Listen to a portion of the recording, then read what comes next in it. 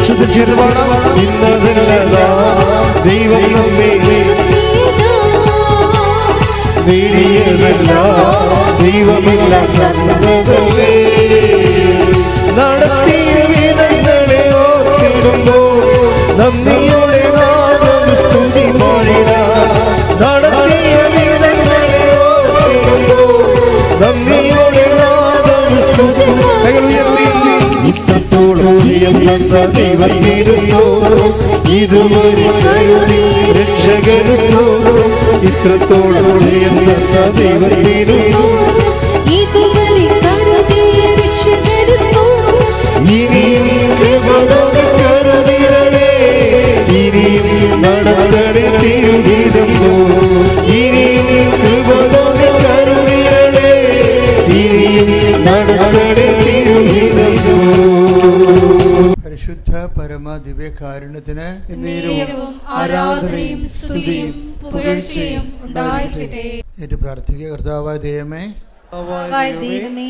ഈ ഉടമ്പടി ധ്യാനത്തിന്റെ ആദ്യാന്ത്യങ്ങളിലെ അങ്ങയുടെ കരുണാദ്രമായ പരിശുദ്ധാത്മാവിന്റെ അഭിഷേകത്താൽ ഞങ്ങളെ പഠിപ്പിക്കുകയും പുതിയ ബോധ്യങ്ങളിലേക്ക് ഞങ്ങളെ നയിക്കുകയും അങ്ങയുടെ സാക്ഷിയായി ഞങ്ങളെ ഉയർത്തുകയും ചെയ്യണമേ.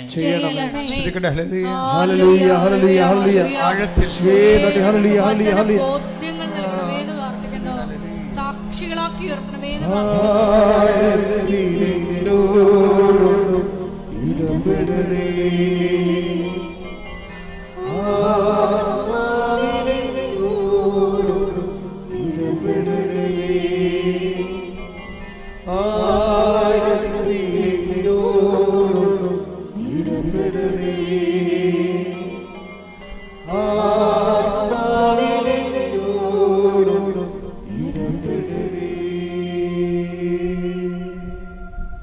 നമ്മളിങ്ങനെ പാടുമ്പോൾ ആ പാടുന്നതനുസരിച്ചുള്ള അന്തരാർത്ഥങ്ങൾക്ക് ആനുപാതികമായിട്ടുള്ള അനുഭവ തലങ്ങൾ നമ്മുടെ അവകാശം കൂടിയാണ്. പാടുന്ന വാക്കുകളുടെ അന്തരാർത്ഥങ്ങൾ. ഇപ്പോൾ എന്താ നമ്മൾ പാടിയത്? എന്താണ്? ആഴത്തിൽ എന്നോട് ഇടപെടണേ, ആത്മാവിൽ എന്നോട് ഇടപെടണേ. അപ്പം ദൈവ അനുഭവം എന്ന് പറയണത്, പ്രത്യേകിച്ച് ഉടമ്പടിയുടെ അനുഭവങ്ങളെന്ന് പറയണത്, ഉടമ്പടിയിൽ ഇങ്ങനെ നമ്മൾ മുന്നോട്ട് പോകും തോറും പുതിയ പുതിയ ദൈവാനുഭവങ്ങൾ നമുക്ക് അവകാശമായിട്ടുണ്ടാകും, അനുഭവത്തിലുണ്ടാവും. ഒരു രസകരമായ സാക്ഷി ഈ ദിവസം കേട്ടത് KJ ജോസഫിൻ്റെ സാക്ഷിയാണ്. KJ Joseph Mananthavady. അപ്പം അദ്ദേഹം ഒരു ഇലക്ട്രീഷ്യനാണ്. ലൈൻ കമ്പിയിലൊക്കെ വർക്ക് ചെയ്യുന്ന ഇലക്ട്രീഷ്യനാണ്. കറണ്ടുമായിട്ട് ഇടപെടുന്ന ആളാണ്. പക്ഷേ ഒരു ദിവസം ഒരു കുഴപ്പമുണ്ടായി. അതായത് അദ്ദേഹത്തിൻ്റെ വീട്ടിൽ മൊത്തം കറണ്ട് കയറി. ഭിത്തിയെ തൊടുമ്പോൾ കറണ്ട്, അവസാനം കുടിക്കണ വെള്ളത്തിൽ വരെ കറണ്ട് കയറാൻ തുടങ്ങി. അപ്പോൾ ഇദ്ദേഹം ഒരു ഇതിൻ്റെ എൻജിനീയറിങ് ഇലക്ട്രിക്കൽ എൻജിനീയറാണ് ആള്. അപ്പോൾ ഇലക്ട്രിസിറ്റിയുമായിട്ട് ബന്ധമുള്ള കാരണം പുള്ളിക്ക് നല്ല കോൺഫിഡൻസാണ്. വേറെ ആരെയും വിളിക്കാതെ പുള്ളിക്കാരൻ തന്നെ ഇതെല്ലാം ചെയ്യാൻ തുടങ്ങി. അപ്പോൾ ആൾ ഉടമ്പടി ജീവിക്കുന്ന ആളാണ്. അപ്പോൾ ഇതെല്ലാം ഇതിനിടയ്ക്കാണ് ഈ കറണ്ട് കയറ്റം സംഭവിക്കുന്നത്. വീട്ടിലും ഭിത്തിയിലും എല്ലാം കറണ്ട് കയറിയിരിക്കുകയാണ്. ഇങ്ങനെയൊക്കെ മാത്രം ഒരു കോൺഫിഡൻസ്, ഇത് എവിടെയെങ്കിലും കൊണ്ട് സെറ്റ് ചെയ്യാൻ പറ്റുമോ എന്നുള്ള രീതിയിൽ നോക്കിയപ്പോഴുണ്ട് എർത്ത് വയർ വിട്ടുകിടക്കുകയാണ്. അപ്പോൾ അവിടെയൊക്കെ വെള്ളമുണ്ട് ശരിക്കും. ആ പുള്ളി വളരെ സൂക്ഷിച്ചാണെങ്കിലും എർത്ത് വയറും അതിൻ്റെ റോഡും, എർത്തിൻ്റെ റോഡ് ഭൂമി കുത്തി ഇറക്കിയിരിക്കുന്ന ആ ഒരു ചെമ്പ് കുഴൽ അത് വിട്ടിരിക്കുകയാണ്. അത് തമ്മിൽ പുള്ളി ടെക്നിക്കലായിട്ട് തന്നെ വളരെ ശ്രദ്ധിച്ച് കറണ്ടുള്ളതാണെങ്കിലും തനിക്ക് ഷോക്ക് അടിക്കാത്ത രീതിയിൽ ഇപ്പോൾ അവരുടെ ഒരു അനുഭവ പരിചയം കൊണ്ട് അദ്ദേഹം അത് ഈ വിട്ടുപോയ കമ്പി ആ ഇരുമ്പ് റോഡിലോട്ട് ചെമ്പ് റോഡിൽ ഉടക്കിയെടുത്ത് ദാറ്റ്സ് ഓക്കെ, അത്രയും ഓക്കെയാണ്. പക്ഷെ ഇതിന് ശേഷം പുള്ളിക്കാരൻ ഇത് വിട്ടുപോയ സ്ഥലത്തേക്ക് ഈ കമ്പി കുത്തി ഇറക്കി കഴിഞ്ഞപ്പോൾ പിന്നെ പുള്ളി ചലിച്ചില്ല. കാര്യം അവിടെ വെള്ളം ഉണ്ടായത് കാരണം പുള്ളിയുടെ ശരീരം മൊത്തം ഇങ്ങനെ കറണ്ട് കയറി ഇങ്ങനെ കറണ്ട് അടിച്ചാൽ നിങ്ങൾക്ക്, എനിക്ക് കറണ്ട് അടിച്ചിട്ടുണ്ട്, കറണ്ട് അടിച്ചാൽ മനസ്സിലാകും നമുക്ക്. അതായത് ഒന്നെങ്കിൽ നമ്മളിത് അങ്ങോട്ട് പിടിച്ച് വലിച്ച് ആ കമ്പിയുമായിട്ട് നമ്മളെ പിടിച്ച് നിർത്തി അവിടെ വെച്ച് നമ്മൾ കരിഞ്ഞു പോകും. ചെറിയ ഷോക്കാണെങ്കിൽ നമ്മളെ തെറിപ്പിച്ച് കളയും. എന്നെ തെറിപ്പിച്ചാണ് കളഞ്ഞത്, താഴെ വീണ് ഞാൻ. ഇതങ്ങനെയല്ല, ഇത് പുള്ളിക്കാരന് മനസ്സിലായി. പുള്ളി ഇലക്ട്രീഷ്യൻ എഞ്ചിനീയറാണ്, പുള്ളി പെട്ടുവെന്ന് മനസ്സിലായി. പക്ഷെ ആരും തല്ലാനോ അടിക്കാനോ ഒന്നുമില്ല, ആരും കൂടെയില്ല. അപ്പോൾ പുള്ളി അമ്മയുടെ സ്വരം കേട്ട് ജോസഫ് പിന്തിരിഞ്ഞോടൂ എന്ന് പറഞ്ഞു. ആ സ്വരം, അമ്മയുടെ സ്വരം ഈ മനുഷ്യൻ ചെവി കേൾക്കുകയാണ്. ജോസഫ് പിന്തിരിഞ്ഞോടൂ എന്ന് പറഞ്ഞപ്പോൾ അവൾക്ക് ബോധം വന്നത്. പുള്ളി തിരിഞ്ഞിട്ട് ഒറ്റ ഓട്ടം. അങ്ങനെയാണ് റോഡ് കയ്യിൽ നിന്ന് വിട്ടുപോയത്. ഞാൻ ഈ സാക്ഷ്യം കേട്ടപ്പോൾ എനിക്ക് തോന്നിയത് ഈ ഉടമ്പടിയുടെ ഒരു പ്രോമിസാണ്. ഉടമ്പടി ഇങ്ങനെ വർക്ക് ചെയ്യണത്, ഉടമ്പടിയിലെല്ലാം വർക്ക് ചെയ്യണത് പ്രോമിസിൻ്റെ ബേസിലാണ് വർക്ക് ചെയ്യണത്, വാഗ്ദാനത്തിൻ്റെ ബേസിലാണ് വർക്ക് ചെയ്യണത്. നമ്മൾ ഓരോ ഉടമ്പടിയുടെ നിബന്ധനകളൊക്കെ എങ്ങനെ പാലിക്കുന്നതിൻ്റെ ഉദ്ദേശം എന്ന് പറയുന്നത് ഈ വാഗ്ദാനം പ്രാപിക്കാൻ വേണ്ടിയുള്ള മെക്കാനിസമാണത്. ദൈവത്തിൻ്റെ വാഗ്ദാനം എന്താണ്? ഞാൻ തന്നെ നിൻ്റെ കൂടെ വരികയും നിനക്ക് ആശ്വാസം നൽകുകയും ചെയ്യും, അല്ലേ? അതിൻ്റെ ക്യാപിറ്റലായിട്ടുള്ള പ്രോമിസാണ്. അത് വചനം എടുത്ത് പുറപ്പാട് 33:14. കർത്താവ് പറഞ്ഞു, കർത്താവ് പറഞ്ഞു, ഞാൻ തന്നെ നിന്നോട് കൂടെ വരികയും നിനക്ക് ആശ്വാസം നൽകുകയും ചെയ്യും.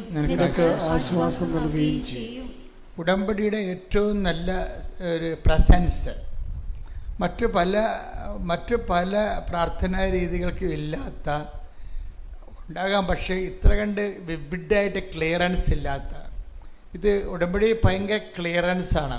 അതായത് ദൈവത്തിൻ്റെ തനി സാന്നിധ്യം വാക്കായിട്ടും സ്വരമായിട്ടും സ്വപ്നമായിട്ടും ദർശനമായിട്ടും മഴവില്ലായിട്ടും സുഗന്ധാഭിഷേകമായിട്ടും ഇങ്ങനെ ഓരോരോ ഘട്ടങ്ങളിൽ ഇങ്ങനെ ഓരോരോ ആഴ്ചകളിൽ ആൾക്കാരിങ്ങനെ പ്രാപിച്ചുകൊണ്ടിരിക്കുകയാണ്.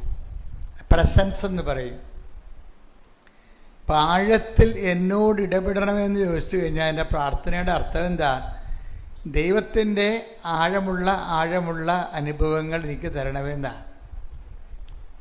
ആഴമുള്ള അനുഭവങ്ങൾ കിട്ടിക്കഴിഞ്ഞാൽ ഗുണമെന്ന് വെച്ചാൽ നമുക്കറിയാം, ആഴമുള്ള അനുഭവങ്ങൾ കിട്ടിയാൽ നമ്മൾ പിന്നെ ചെറിയ പ്രശ്നങ്ങൾ ഒരു പതറത്തില്ല. ആഴമുള്ള അനുഭവങ്ങൾ, ഇപ്പോൾ ആൾക്കാരെന്താ പതറണത്? ആൾക്കാർക്ക് മുൻ അനുഭവങ്ങളില്ലാത്തത് കൊണ്ടാണ്. മുന്നനുഭവങ്ങൾ പ്രധാനപ്പെട്ട കാരണമാണ്. ഇപ്പം അപ്പമില്ലാത്തതിനെക്കുറിച്ച് നിങ്ങൾ എന്തിന് ആകുലപ്പെടുന്നു? അപ്പം ആകുലത എന്തുകൊണ്ടാണ്? ആകുലത വരണം. അപ്പം ഈശോ കൊടുക്കണ മറുപടി എന്താണ്? 5 അപ്പം 5000 പേർക്ക് വേണ്ടി തീറ്റിപ്പോറ്റിയപ്പോൾ നിങ്ങൾ എത്ര കുട്ട നിറയെ ശേഖരിച്ചു? Take the word of God. മർക്കോസ് 8:17. ഇത് മനസ്സിലാക്കിയ യേശു അവരോട് പറഞ്ഞു, നിങ്ങൾക്ക് അപ്പമില്ലാത്തതിനെ കുറിച്ച് എന്തിന് തർക്കിക്കുന്നു? ഇനിയും നിങ്ങൾ മനസ്സിലാക്കുകയും ഗ്രഹിക്കുകയും ചെയ്യുന്നില്ലേ? നിങ്ങളുടെ ഹൃദയങ്ങൾ മന്ദീഭവിച്ചിരിക്കുന്നുവോ? കണ്ണുണ്ടായിട്ടും നിങ്ങൾ കാണുന്നില്ല. കാണുന്നില്ലേ? നിങ്ങൾ കാണുന്നില്ലേ? ചെവി ഉണ്ടായിട്ടും നിങ്ങൾ കേൾക്കുന്നില്ലേ? നിങ്ങൾ ഓർമ്മിക്കുന്നില്ലേ? അഞ്ചപ്പം ഞാൻ 5000 പേർക്കായി ഭാഗിച്ചപ്പോൾ ശേഷിച്ച കഷണങ്ങൾ നിങ്ങൾ എത്ര കുട്ട നിറച്ചെടുത്തു? 12 എന്നവർ പറഞ്ഞു. അപ്പൊ ഒരു ആകുലത, അപ്പമില്ലാത്തതിനെ കുറിച്ചൊരു ആകുലത, ജോലി ഇല്ലാത്തതിനെ കുറിച്ച് ആകുലത, വിവാഹം ഒത്തുവരാത്തതിനെ കുറിച്ച് ആകുലത, മക്കളില്ലാത്തതിനെ കുറിച്ച് ആകുലത നമുക്ക് വരും. അപ്പോഴേ നമ്മളെ അവിടെ നിന്ന് രക്ഷപ്പെടുത്തുന്നത് എന്താ? അപ്പോൾ ഈശോ പറഞ്ഞത്, പഴയ കാര്യങ്ങളിലെ നിൻ്റെ ജീവിതത്തിൽ ഞാൻ നേരത്തെ പ്രവർത്തിച്ചിട്ടുള്ള കാര്യങ്ങളെ നീ ഓർക്കണമെന്നാണ് പറയണം. എന്നിട്ട് നീ നിൻ്റെ വിശ്വാസത്തിൻ്റെ നങ്കൂരം അവിടെ ഇറക്കണം. എന്താ കാര്യം? ആ ദൈവം തന്നെയാണ് ഞാൻ.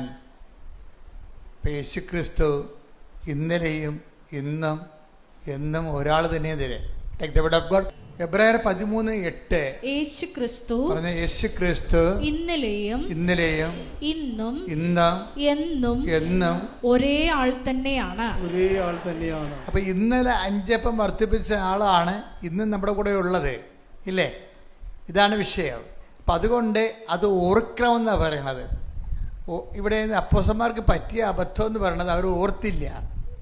നമുക്ക് അനുഭവങ്ങൾ ഉണ്ടാകാം, പക്ഷെ അത് ഓർക്കണത്, ആ ഓർക്കണതിൻ്റെ കൂടെ ഉണ്ടാകുന്ന ആശ്വാസം അത് വേറെ ഒരു വിഷയമാണ്. എന്താണ്?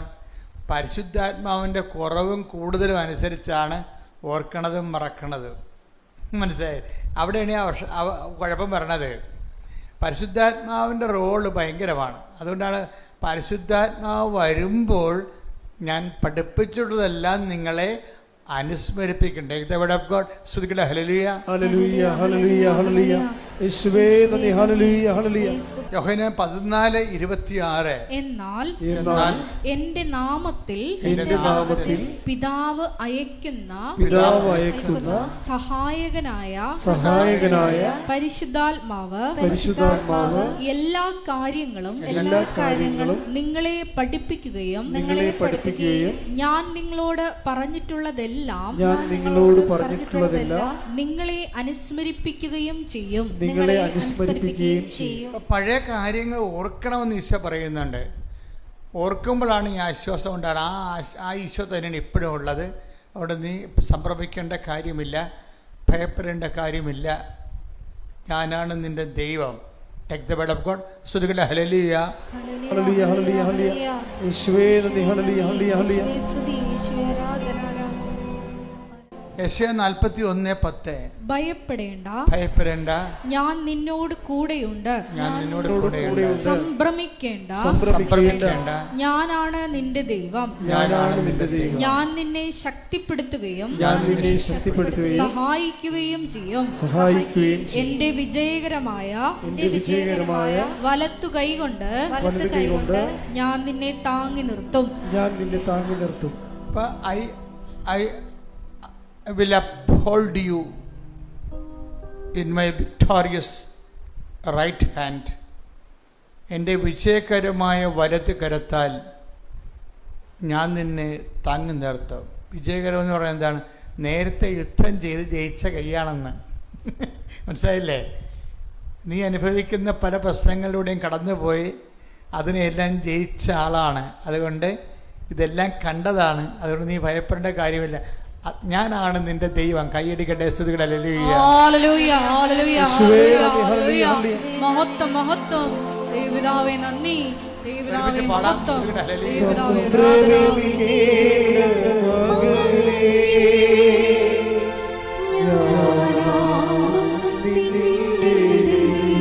ഒരുമിച്ച് പാട്.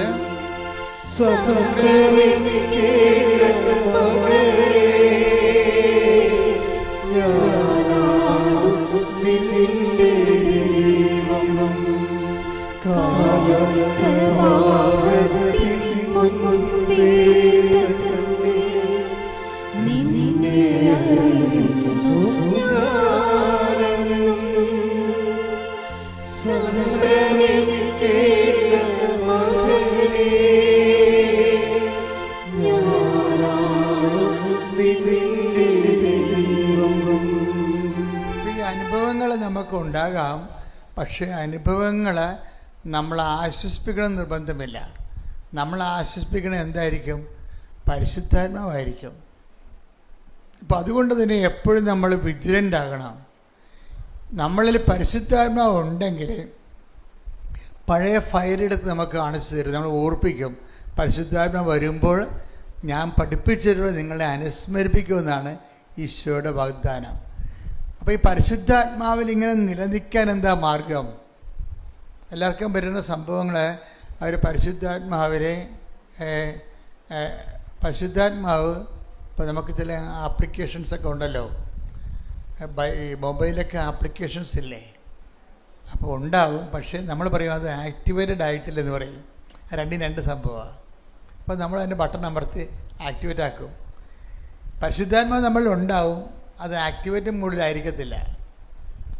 ആക്ടിവേറ്റ് ചെയ്യണമെങ്കിൽ, പരിശുദ്ധാത്മാവിനെ ആക്ടിവേറ്റ് ചെയ്യണമെങ്കിൽ, പ്രവർത്തനക്ഷമമാക്കണമെങ്കിൽ പ്രഥമ നടപടി എന്താണ്? പശ്ചാത്താപമാണ് അല്ലേ? പശ്ചാത്താപം. അപ്പം ഞങ്ങൾ പരിശുദ്ധാത്മാവിനെ സ്വീകരിക്കാൻ ഞങ്ങൾ എന്ത് ചെയ്യണമെന്നൊക്കെ ചോദിക്കുമ്പോൾ അതിന് സുവിശേഷത്തിലൂടെ പത്രോസ് നൽകുന്ന മറുപടി എന്താണ്? നിങ്ങൾക്ക് പശ്ചാത്താപം ഉണ്ടാകണം അല്ലേ? നടപടിയെടുത്ത് അപ്പോസ്തല പ്രവർത്തനങ്ങൾ 2:38. പത്രോസ് പറഞ്ഞു, നിങ്ങൾ പശ്ചാത്തപിക്കുവിൻ, പാപമോചനത്തിനായി എല്ലാവരും യേശുക്രിസ്തുവിന്റെ നാമത്തിൽ സ്നാനം സ്വീകരിക്കുവിൻ. പരിശുദ്ധാത്മാവിന്റെ ദാനം നിങ്ങൾക്ക് ലഭിക്കും. അപ്പൊ നിങ്ങൾ ഓർക്കും, അയ്യോ ഇന്നിപ്പോൾ ഇവിടെ എല്ലാവരും കാത്തലിക്സല്ലേ ഇരിക്കുന്നത്, നോൺ ക്രിസ്ത്യൻസും ഉണ്ട്. അപ്പോൾ നിങ്ങൾ അയ്യോ ഞങ്ങളെങ്ങനെ സ്നാനം സ്വീകരിക്കണമെന്ന്. സ്നാനം പലതരം ഉണ്ടല്ലേ? വെള്ളത്തിൽ ബാപ്റ്റിസം വിത്ത് വാട്ടറുണ്ട്, പിന്നെ ബാപ്റ്റിസം ബൈ ഫെയ്ത്ത് ഉണ്ട്. എല്ലാവർക്കും സ്വീകാര്യവും ലളിതവുമായ മാർഗം എന്താണ്? Baptism by ഫെയ്ത്താണ്. യേശുക്രിസ്തുവാണ് എൻ്റെ പാപങ്ങൾക്ക് പരിഹാരം ചെയ്തതെന്ന് വിശ്വസിച്ചാൽ വിശ്വാസ സ്നാനമായി. വിശുദ്ധിയോടെ ജീവിക്കുന്നു, വിശ്വാസത്തോടെ ജീവിക്കുന്നു, രണ്ടും ഒന്ന് തന്നെയാണ് ശരിക്കും പറഞ്ഞാൽ. വിശുദ്ധിയോടെ ജീവിക്കുന്നു എന്ന് പറയണതും വിശ്വാസത്തോടെ ജീവിക്കുന്നു എന്ന് പറയണതും ഒന്നാണ്. രണ്ടാകണമെങ്കിൽ എൻ്റെ അകത്ത് കാപട്യമുണ്ട്. പലർക്കും പറ്റുന്ന വിശ്വാസം, അതായത് ഞാൻ വിശ്വാസിയാണെന്ന് പറയുകയും ചെയ്യും, അവർക്ക് വിശുദ്ധി ഉണ്ടാകുകയും ചെയ്യത്തില്ല. അത് പക്ഷേ ഇത് രണ്ടും കൂടി സിങ്ക് ആകുമ്പോഴാണ് ശരിക്കും ഈ പവർ ആക്ടിവേറ്റ് ആകണത്. ഇപ്പോൾ യേശുക്രിസ്തുവിനെ നമുക്ക് വിശ്വസിക്കാം, കേവലമായി വിശ്വസിക്കാം, ആക്ടിവേറ്റ് ആകണമെന്ന് നിർബന്ധമില്ല. കാര്യം യേശുക്രിസ്തു എന്ന് പറയുന്നത് ഒരു വ്യക്തിയുമാണ്, അതേസമയം തന്നെ ശക്തിയുമാണ്. അത് സ്റ്റാറ്റിക്കായിട്ടിരുന്നാൽ നമുക്ക് അതുകൊണ്ട് പ്രയോജനമൊന്നുമില്ല. ഇത് ഡൈനാമിക്കായിട്ടിരിക്കണം. യേശുക്രിസ്തു ഒരേ സമയം തന്നെ വ്യക്തിയാണ്. എന്താ പറയുക, 1 Corinthians 1:24 വിളിക്കപ്പെട്ടവർക്ക് യഹൂദരോ ഗ്രീക്കുകാരോ ആകട്ടെ ക്രിസ്തു ദൈവത്തിന്റെ ശക്തിയും ദൈവത്തിന്റെ ജ്ഞാനവുമാണ്. അപ്പൊ ഒന്ന് ചിന്തിച്ചു നോക്കി, വിളിക്കപ്പെട്ടവർക്ക് യഹൂദർക്കോ വിജാതിയർക്കോ ആരായാലും കുഴപ്പമില്ല. അതായത് വിളിക്കപ്പെട്ടതെന്ന് വെച്ച് കഴിഞ്ഞാൽ വിശ്വാസത്താൽ ആകർഷിക്കപ്പെട്ട ആൾക്കാരെയാണ് ഈ വിളിക്കപ്പെട്ടതെന്ന് പറയുന്നത്. അല്ലാതെ ദൈവം ഇങ്ങനെ ഓട്ടോറിക്ഷ മേക്കും കെട്ടി വിളിച്ചുകൊണ്ട് നടക്കുകയല്ലേ. വിശ്വാസത്താൽ ആകർഷിക്കപ്പെടുന്നവരാണ് ആരാണ്? വിളിക്കപ്പെടുന്നവർ. ഇപ്പം വിളിക്കപ്പെട്ടവർക്ക് ആരാണ്? യേശുക്രിസ്തു ആരാണ്? ദൈവത്തിൻ്റെ ജ്ഞാനവും ദൈവത്തിൻ്റെ ശക്തിയുമാണ്. അപ്പം ദൈവത്തിൻ്റെ ശക്തി എന്ന് പറയുമ്പോൾ എന്താണ്? ദൈവത്തിൻ്റെ പവറാണ്. ഇപ്പം എപ്പോഴും നമ്മൾ ശ്രദ്ധിക്കേണ്ടത് 2 തരത്തിലാണ് ദൈവത്തെ നമുക്ക് അനുഭവവേദ്യമാകണത്. ഒന്ന് വ്യക്തിയായിട്ടും രണ്ടാമത്തത് ശക്തിയായിട്ടും. ഒന്ന് വ്യക്തിയായിട്ടും രണ്ടാമത്തത് ശക്തിയായിട്ടും. ഇപ്പം ചില സമയത്ത് വ്യക്തിയും ശക്തിയും ഒരുമിച്ച് വരും. ഇപ്പം ചില സമയത്ത് നമ്മൾ പരിശുദ്ധാത്മാവിനെക്കുറിച്ച് ഈ പ്രസംഗങ്ങളുണ്ട്. വെച്ച് കഴിഞ്ഞാൽ പരിശുദ്ധാത്മാവിനെ നിങ്ങൾ വേദനിപ്പിക്കരുതെന്ന് പറയത്തില്ലേ? എഫേസോസ് 4:30 രക്ഷയുടെ ദിനത്തിനു വേണ്ടി. എഫേസോസ് 4:30 ലേഖനമാണ് കേട്ടോ, പൗലോസ് അപ്പോസ്തലന്റെ. രക്ഷയുടെ ദിനത്തിനു വേണ്ടി, രക്ഷയുടെ ദിനത്തിനു വേണ്ടി നിങ്ങളെ മുദ്രിതരാക്കിയ ദൈവത്തിന്റെ പരിശുദ്ധാത്മാവിനെ വേദനിപ്പിക്കരുത്. കണ്ടല്ലേ? വേദനിപ്പിക്കണ ഒരു വ്യക്തി ആയാലല്ലേ വേദനിപ്പിക്കാൻ പറ്റത്തുള്ളൂ, ഇല്ലേ? ഇപ്പൊ ദൈവം വ്യക്തിയാണ് ശരിക്കും. ഇപ്പൊ വ്യക്തിയായിട്ട് ഇങ്ങനെ അതേസമയത്ത് അതാണ് വേദനിപ്പിക്കുന്നത് പറയണത്. എപ്പോഴാണ് വേദനിച്ച് പരിശുദ്ധാത്മാവിനെതിരായിട്ടുള്ള പാപങ്ങളിലേക്കൊക്കെ നമ്മൾ വീഴുമ്പോഴാണ് പരിശുദ്ധാത്മാവ് വേദനിക്കുകയും, വേദനിച്ച് കഴിഞ്ഞാൽ പിന്നെ സംഭവിക്കണത് എന്താണ്? നിർവീര്യമായി പോകും, പവർ പോകും. ഡീപ് പവർ എന്ന് പറഞ്ഞില്ലേ, പവർ പോകും. 1 തെസ്സലോനിക്കർ 5:19 ആത്മാവിനെ നിങ്ങൾ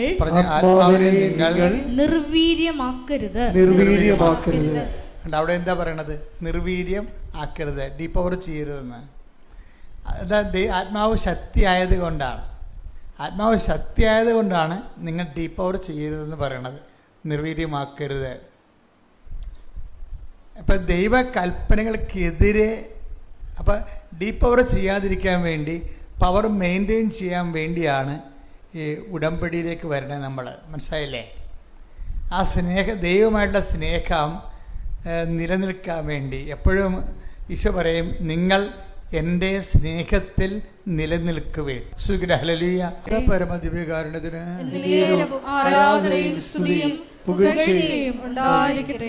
എൻ്റെ പ്രിയപ്പെട്ടവരെ, നമ്മൾ വിശ്വാസത്താൽ കർത്താവിൻ്റെ തിരുസന്നിധിയിലേക്ക് ആകർഷിക്കപ്പെട്ട് കഴിഞ്ഞാൽ നമുക്ക് സംഭവിക്കുന്ന വിഷയങ്ങളെക്കുറിച്ചാണ് ഇപ്പോൾ പരിശുദ്ധാത്മാവ് വെളിപ്പെടുത്തുന്നത്. ഒന്നെന്താണ്? ദൈവം അടിസ്ഥാനപരമായിട്ട് ആരാണ്? ഒരു വ്യക്തിയാണ്. അതേസമയം തന്നെ ദൈവം സാരൂപ്യത്തിൽ വ്യക്തിയും സാരാംശത്തിൽ ശക്തിയുമാണ്. ഈ ശക്തി നമ്മളിലേക്ക്, നമ്മളെ സ്നേഹത്തിൽ നിലനിന്ന് കഴിയുമ്പോൾ ശക്തി ആവഹിക്കാൻ തുടങ്ങും. ഇതാണ് എൻ്റെ ഒരു പ്രോസസ്സിങ് എന്ന്, പ്രക്രിയ എന്ന് പറഞ്ഞാൽ.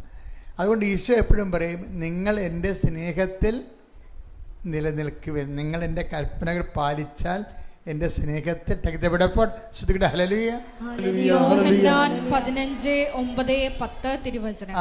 യോഹന്നാൻ 15-ാം അധ്യായം 9-10 തിരുവചനങ്ങൾ. പിതാവ് എന്നെ സ്നേഹിച്ചതുപോലെ, പറഞ്ഞേ, പിതാവ് എന്നെ സ്നേഹിച്ചതുപോലെ ഞാനും നിങ്ങളെ സ്നേഹിച്ചു. നിങ്ങൾ എന്റെ സ്നേഹത്തിൽ നിലനിൽക്കുവിൻ. ഞാൻ എന്റെ പിതാവിന്റെ കൽപ്പനകൾ പാലിച്ച് അവിടുത്തെ സ്നേഹത്തിൽ നിലനിൽക്കുന്നത് പോലെ നിങ്ങൾ എന്റെ കൽപ്പനകൾ പാലിച്ചാൽ എന്റെ സ്നേഹത്തിൽ നിലനിൽക്കും. ഇത് വലിയ അക്ഷരത്തിൽ DTP ചെയ്ത് നിങ്ങൾ ഉടമ്പടി എടുത്തവർ നിങ്ങളുടെ വീട്ടിൽ ഭിത്തിയിൽ ഒട്ടിച്ച് വെക്കണം. എന്താ കാര്യം വെച്ച് കഴിഞ്ഞാൽ ഈശോ എന്താ പറയുന്നത്? 15:9, യോഹന്നാൻ 15:9. അതായത് ഈ സ്നേഹത്തിൽ നിലനിൽക്കാനുള്ള, ഈ സ്നേഹത്തിൽ നിലനിൽക്കുമ്പോഴാണ് എന്ത് സംഭവിക്കുന്നത്? നമ്മളെ ശക്തിയിലും നിലനിൽക്കാം. അതാണ് ഒരുമിച്ച് പോണ കാര്യങ്ങളാണത്. ഇപ്പോൾ നമ്മൾ 2 Corinthians 12:9 യേശുക്രിസ്തുവിൻ്റെ ശക്തി എന്നിലേക്ക് ആവസിക്കാൻ വേണ്ടി ഞാൻ എൻ്റെ ബലഹീനതയെ ഓർത്തുകൊണ്ട് സ്തുതിക്കുമെന്ന് പറയട്ടെ. ഇവിടെ സ്തുതിക്കട്ടെ. ഹല്ലേലൂയ. 2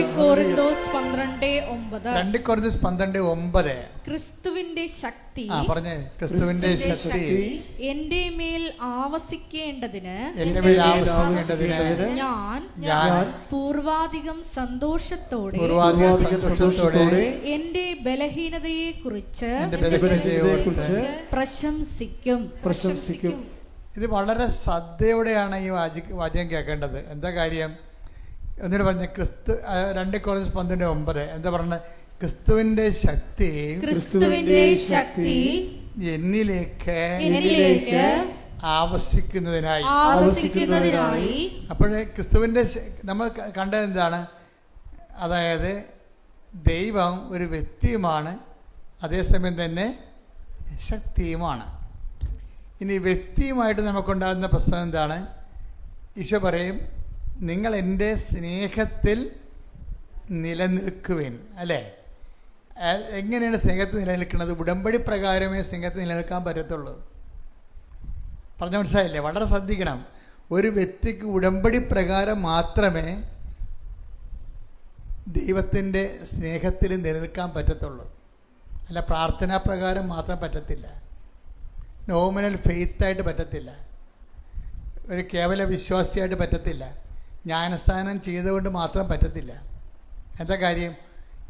ഞാൻ എൻ്റെ പിതാവിൻ്റെ കൽപ്പനകൾ പാലിച്ച്, പറഞ്ഞേ, ഞാൻ എൻ്റെ പിതാവിൻ്റെ കൽപ്പനകൾ പാലിച്ച്. അപ്പൊ ഉടമ്പടിയിലാണ്, ഈശോ ഉടമ്പടിയിലാണ്. മനസ്സിലായില്ലേ? ഞാൻ ആ 15:9 നോക്കുമ്പോൾ നമുക്ക് മനസ്സിലാകും ഈശോ ഉടമ്പടിയിലാണ്. എന്താ പറഞ്ഞിരിക്കുന്നത്? ഞാൻ എൻ്റെ പിതാവിൻ്റെ കൽപ്പനകൾ പാലിച്ച്, പറഞ്ഞേ, ഞാൻ എൻ്റെ പിതാവിന്റെ കൽപ്പനകൾ പാലിച്ച് അവിടുത്തെ സ്നേഹത്തിൽ നിലനിൽക്കുന്നത് പോലെ എൻ്റെ കൽപ്പനകൾ പാലിച്ചാൽ നിങ്ങളും എൻ്റെ സ്നേഹത്തിൽ നിലനിൽക്കും. അപ്പൊ ഇതാണ് ഈ സ്നേഹത്തിൽ നിലനിൽക്കുന്നതാണ് ഇതിൻ്റെ ഒരു സ്റ്റാറ്റസ് എന്ന് പറയുന്നത്. ഇപ്പം കത്തോലിക്കർ കുമ്പസാരിക്കുമല്ലോ, 2 ആഴ്ച കൂടുമ്പോൾ കുമ്പസാരിക്കാൻ പറഞ്ഞിട്ടുണ്ട്. കുമ്പസാരിക്കുമ്പോൾ അത് കുഴിയാഴ്ച കുമ്പസാരമല്ല കേട്ടോ, നോൻപ് കുമ്പസാരവും അല്ല. ഉടമ്പടി കുമ്പസാരം എന്ന് പറയുന്നത് ആദ്യം നിങ്ങൾ പരിശോധിച്ച് സ്റ്റാറ്റസ് കീപ്പ് ചെയ്യുന്നുണ്ടെന്ന് നോക്കണം. എന്താണ്? കർത്താവിൻ്റെ സ്നേഹത്തിലാണോ ഞാൻ നിലനിൽക്കുന്നതെന്നാണ് ആദ്യം പരിശോധിക്കേണ്ടത്. ഉടമ്പടി പുതുക്കുന്നവരും പരിശോധിക്കേണ്ടത് അതാണ്. ഫസ്റ്റ് റെഫറൻസ്, ഞാൻ കർത്താവിൻ്റെ സ്നേഹത്തിലാണോ നിലനിൽക്കുന്നത്. ഇപ്പം നിലനിൽക്കുന്നതിന് എന്താ? എൻ്റെ കൽപ്പനകൾ പാലിച്ചാൽ, പറഞ്ഞേ, എൻ്റെ കൽപ്പനകൾ പാലിച്ചാൽ നിങ്ങൾ എൻ്റെ സ്നേഹത്തിൽ നിലനിൽക്കും. അപ്പോൾ കൽപ്പനകൾ പാലിക്കുന്നതിലൂടെയാണ് നിങ്ങൾക്ക് എന്നോട് സ്നേഹമുണ്ടെങ്കിൽ നിങ്ങൾ എൻ്റെ കൽപ്പനകൾ പാലിക്കും. ഈശോ എടുത്തെടുത്ത് പറയുന്ന സംഭവമാണ്. ദൈവം ഒരു വ്യക്തി എന്ന നിലയിൽ ആ വ്യക്തിയോടുണ്ടാകാവുന്ന നമ്മളുടെ ഇൻറ്റിമസി നിശ്ചയിക്കുന്നത് നമ്മൾ പാലിക്കുന്ന വചനങ്ങളുടെ, ചെറുതും വലുതുമായിട്ടുള്ള വചനങ്ങളുടെ വെയിറ്റേജ് അനുസരിച്ചായിരിക്കും. ഇൻറ്റിമസി ദൈവമായിട്ടുള്ള, ശ്രദ്ധിച്ച് കേൾക്കണം, ഇത് പ്രബോധനമാണ്. പ്രബോധനം എന്തിനുള്ളതാണ്? നിങ്ങൾക്ക് പ്രബോധനം കൊടുക്കാനുള്ളതാണ്. 2 തരം വിളമ്പലാണ് ആൾക്കാരിൽ നിന്ന് കിട്ടുന്നത്. പാല് കിട്ടും ശിശുക്കൾക്കാണ്. പാല് കഴിഞ്ഞാൽ പിന്നെ കിട്ടണത് എന്താ? പ്രബോധനമാണ്. അപ്പോൾ ചിലർക്ക് പ്രബോധനമാകുമ്പോൾ അയ്യോ ഇത് പ്രബോധനമാണല്ലോ എന്ന് പറയുമ്പോൾ അതല്ല, അത് പുതുക്കിയ ദൈവത്തെ വളർന്ന ദൈവത്തിന് വേണ്ടി ജീവിക്കുന്ന ആൾക്കാർക്ക് വേണ്ടിയാണ് ഈ പ്രബോധനം കിട്ടുന്നത്. കാര്യം പാലും പ്രബോധനവും, ലളിതമായ ആഹാരവും ഗുരുത്വമുള്ള ആഹാരവും രണ്ടും രണ്ടാണ്. ഇപ്പം നിങ്ങൾക്ക് നൽകിക്കൊണ്ടിരിക്കുന്നത് രണ്ടും ഒരുമിച്ചാണ് നൽകിക്കൊണ്ടിരിക്കുന്നത്. പാല് കൊണ്ടിരുത്ത് പ്രബോധനമുണ്ട്. ഈ പ്രബോധനം എപ്പോഴും നമ്മൾ ശ്രദ്ധിക്കണം. പ്രബോധനം മനസ്സിലാക്കി കഴിഞ്ഞാൽ നിങ്ങളെ ഉപദേശ വരങ്ങളാണ്. അപ്പോൾ ഒന്നെടുത്ത് ഹെബ്രായർ 5:12 ഇതിനകം നിങ്ങളെല്ലാവരും പ്രബോധകരാകേണ്ടിയിരുന്നവരാണ്. അതാ സംഭവം. ഈ ഉടമ്പടി വെള്ള ഉടമ്പടിയുണ്ട്, സിൽവർ ഗ്രേ എന്നൊക്കെ പറഞ്ഞില്ലേ, ആ കക്ഷികളെ കുറിച്ചാണ് ഇപ്പോൾ പറയണത്. എന്താണ്? അവർ പ്രബോധകരാകേണ്ടിയിരുന്നവരാണെന്ന്. പക്ഷെ അവർ വയറ്റിപ്പഴുപ്പോട് നടന്ന് പ്രബോധകരായില്ല. അതാണ് ഈ പറയണത്. വളരെ ശ്രദ്ധിക്കേണ്ടതാണ്. ഇതിനകം നിങ്ങളെല്ലാവരും പ്രബോധകരെ വെച്ചാൽ മറ്റുള്ളവരെ.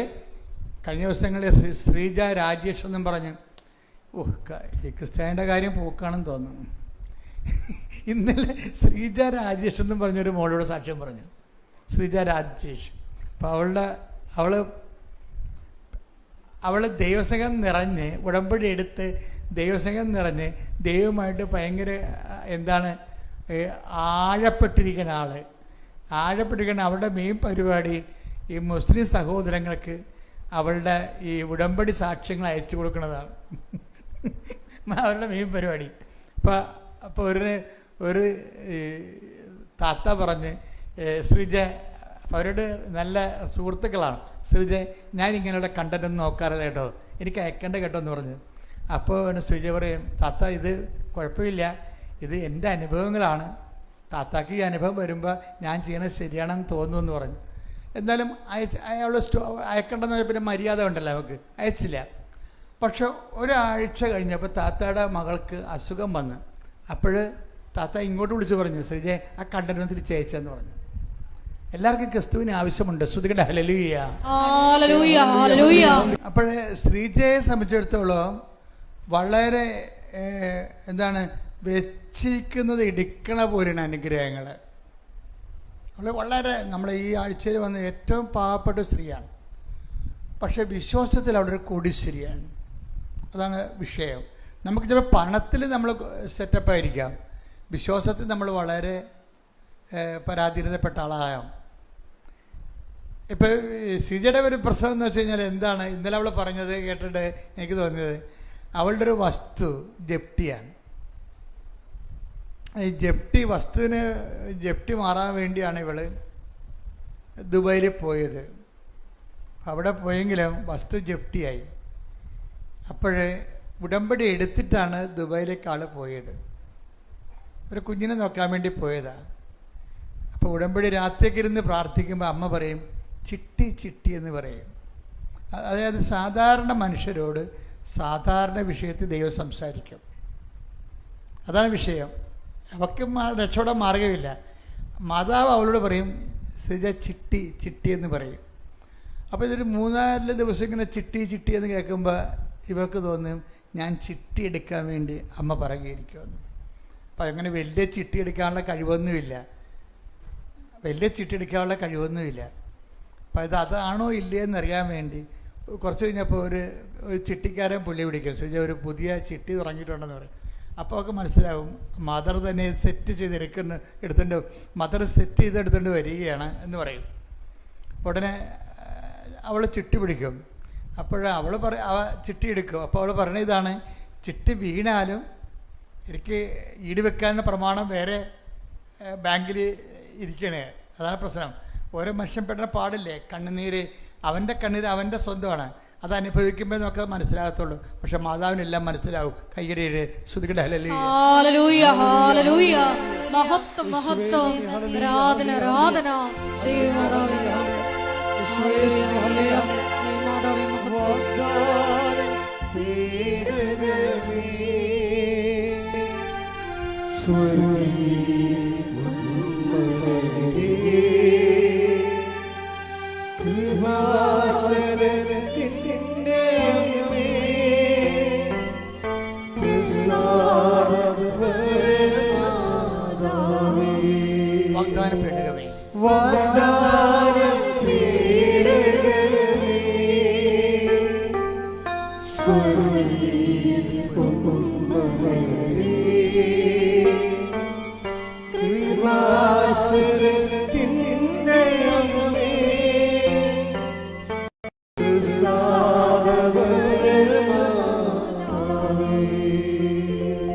ജയേശ്വരൻ്റെ പാട്ടാണിത്. ജയേശ്വരനോട് ഒരിക്കൽ ഞാൻ പറഞ്ഞ് നമ്മുടെ മാതാവിനെ കുറിച്ച് പാട്ട് പാടാമെന്ന് പറഞ്ഞു. ഇപ്പം ജയേശ്വരൻ എഴുതിക്കൊണ്ട് വന്ന പാട്ടാണിത്. വാഗ്ദാന പേടകമേ, എന്താ ജയേശ്വരൻ? വാഗ്ദാന പേടകമേ സ്വർഗീയ പൊന്മലരെ, സ്വർഗീയ പൊന്മലരെ, പൊന്മലരെ, കൃപാസനത്തിൻ്റെ അമ്മേ. കൃപാസനത്തിൻ്റെ അമ്മ എന്ന് കേട്ടപ്പോൾ എൻ്റെ നെറ്റി ചുളിഞ്ഞായിരുന്നു അന്ന്. ഞാൻ പറഞ്ഞില്ല. ഞാൻ ഇപ്പം നിങ്ങളിങ്ങനെ ഓരോ ധ്യാനഗ്രന്ഥക്കാരും ഓരോ അമ്മയും കൊണ്ട് പൊക്കിക്കൊണ്ട് നടക്കണം എൻ്റെ ഉദ്ദേശം. ഞാൻ എൻ്റെ ഉള്ളിൽ തന്നെ എപ്പോഴും ഒരു യുക്തിവാദി ജീവിച്ചിരിപ്പുണ്ട്. അത് കാരണം ഇങ്ങനെയൊക്കെ കേൾക്കുമ്പോൾ എനിക്ക് അത്ര ഇഷ്ടപ്പെടത്തില്ല. കാര്യം അങ്ങനെ നമ്മളെ കൃപാസനത്തിൻ്റെ അമ്മ സഭയുടെ മാതാവ് എന്ന് പറഞ്ഞാൽ പോരെ. പക്ഷേ ആ പാട്ട് ക്ലിക്കായി, അഭിഷേകമായി. എൻ്റെ കൃപാസനത്തിൻ്റെ അമ്മയൊന്നും ഇപ്പം എനിക്ക് കുറച്ച് അന്നെനിക്ക് മനസ്സിലായില്ലെങ്കിലും ഇന്നെനിക്ക് മനസ്സിലാകുന്നുണ്ട്. എന്താ കാര്യം? കൃപാസനത്തിൻ്റെ അമ്മയെന്ന് പറയുന്ന ശ്രീജയുടെ ചിട്ടിയൊക്കെ എടുക്കും. മനസ്സിലായില്ലേ? അതാണ് പ്രശ്നം. കൃപാസനത്തിൻ്റെ അമ്മയെന്ന് പറയുമ്പോൾ ശ്രീജയുടെ ചിട്ടി പ്രശ്നം, ചിട്ടി പ്രശ്നം, അവൾ രക്ഷപ്പെടാൻ എന്താ മാർഗം, അത് എടുക്കും. ശ്രുതികട ഹല്ലേലൂയ ഹല്ലേലൂയ ഹല്ലേലൂയ ഹല്ലേലൂയ. കൂടെ നിൽക്കുന്ന കൃപാസന അമ്മയെ നന്ദി പറയുന്നു. Hallelujah hallelujah. പൊന്മലരേ കൃപാസനത്തിൻ്റെ അമ്മേ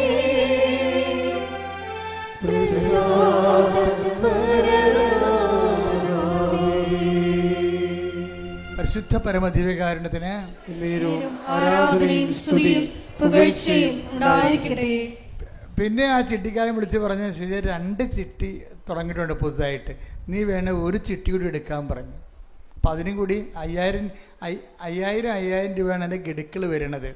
ഇവള് 5000 അടച്ചു. ഇപ്പോൾ ഒരു ദിവസം ഒരു മാസം 10000 രൂപ 2 ചിട്ടിക്ക് അടക്കണം. വേറെ കടങ്ങളൊക്കെ ഉണ്ട്. ഇതിനോട് ചിട്ടിയും കൂടി ചെയ്താൽ പിന്നെ അറ്റപ്പറ്റ നിൽക്കുകയുള്ളു. അപ്പം അങ്ങനെ ഒരു ബാലൻസിലാണ് പോണത്. നൂലുമേൽ കൂടിയുള്ള നൂൽപ്പാലത്തിൽ കൂടിയുള്ള ജീവിതമാണ് ഇങ്ങനെ പോണത്. അപ്പോൾ അമ്മയോട് അവൾ പറയും, എൻ്റെ ജപ്തിയാണ് പറമ്പിന്, അതിൻ്റെ സമയം കഴിയാൻ പോകുന്നു, ചിട്ടിയുടെ ദിവസമായി വരുന്നു. അമ്മ ഈ ചിട്ടിക്ക് എന്നെ സഹായിച്ചാൽ മാത്രമേ ഈ ജപ്തിയിൽ നിൻ്റെ പ്രമാണം രക്ഷപ്പെടുത്താൻ പറ്റത്തുള്ളൂ. ഇതൊക്കെ പറഞ്ഞാൽ അമ്മയ്ക്ക് പെട്ടെന്ന് മനസ്സിലാകും. അതാണ് മനസ്സിലായത്. ഇപ്പം നിങ്ങൾ ഇപ്പോൾ ബുദ്ധിയുള്ളവരൊക്കെ പറയും, ഓ ഇങ്ങനെയൊക്കെയാണ് മാതാവിനോട് പ്രാർത്ഥിക്കണം. ശ്രീജ അങ്ങനെയാണ് പ്രാർത്ഥിച്ചത്. കാര്യം അവളുടെ പ്രശ്നം അതാ. അവളെന്താ പറയണത്? അവളുടെ ബാങ്കിൽ അവളുടെ പ്രമാണം ജപ്തിയിലാണ്. അതിനൊരു ഡേറ്റ് ഉണ്ട് ജപ്തിക്ക്. ആ ഡേറ്റിന് മുമ്പ് ചിട്ടി വീഴണം. ചിട്ടി ഒന്നേ ഇറക്കിയിട്ടുള്ളൂ. ആ ചിട്ടി വീഴാൻ വേണ്ടിയാണ് ഇവൾ പറയണത്. ആ ചിട്ടിയിൽ 60 പേരുണ്ട്, കുറിയിടുകയാണ്. ആ ചിട്ടിക്ക് 60 ആൾക്കാർ ചേർന്നിട്ടുണ്ട് അതിൻ്റെ അകത്ത്. അപ്പോൾ ഇവിടെ രാത്രി ഇരുന്ന് അമ്മയോട് പറയും, അമ്മേ 60 പേരുണ്ട്, ചോദിക്കണമെന്നും പറയണ്ട, വേറെ മാർഗ്ഗമില്ലല്ലോ. അമ്മ ഇവിടുന്ന് അവൾ പറയുന്നുണ്ട്, ഈ ചില്ലും പൊട്ടിച്ച് അമ്മ പോകണം. ആ പ്രാർത്ഥന അത്രയേ ഉള്ളൂ, സിമ്പിളാണ് ആ പ്രാർത്ഥന. നമുക്കത് പറയുമ്പോൾ അയ്യോ ഇങ്ങനെയൊക്കെയാണ് പ്രാർത്ഥിക്കുന്നത്. അവളുടെ അവസ്ഥയാണ്, അമ്മ ചില്ലും പൊട്ടിച്ച് അമ്മ പോകണം. അമ്മ ചെന്നിട്ട് എൻ്റെ പേര് തന്നെ എടുത്തെനിക്ക് തന്നെ, എന്നാലും നിക്കക്കള്ളിയുള്ളെന്ന് പറയും. പിറ്റേ ദിവസം ചിട്ടി എടുക്കുമ്പോൾ 1ാമത്തെ ചിട്ടി കുറി വീണ ശ്രീജയുടെ പേരാ. അപ്പം അതാണ് എന്നുവെച്ചാൽ അവളുടെ കണ്ണുനീര് ഒപ്പണമെങ്കിൽ അതേ മാത്രമേ നടപടിക്രമമുള്ളൂ. വേറെ താത്വിക പ്രബോധനം നടത്തിയിട്ട് കാര്യമില്ല. താത്വിക പ്രബോധനം അല്ല നടത്തേണ്ടത്.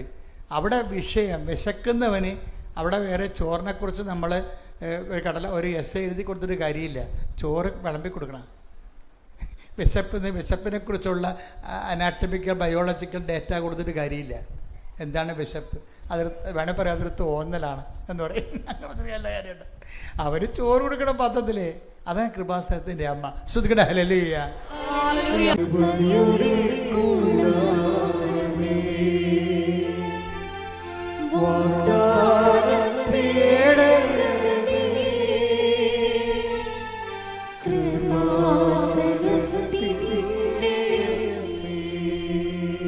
സഞ്ചാരി മാതാവ് എന്നുള്ള കോൺസെപ്റ്റ് എങ്ങനെ വന്നതാണ്?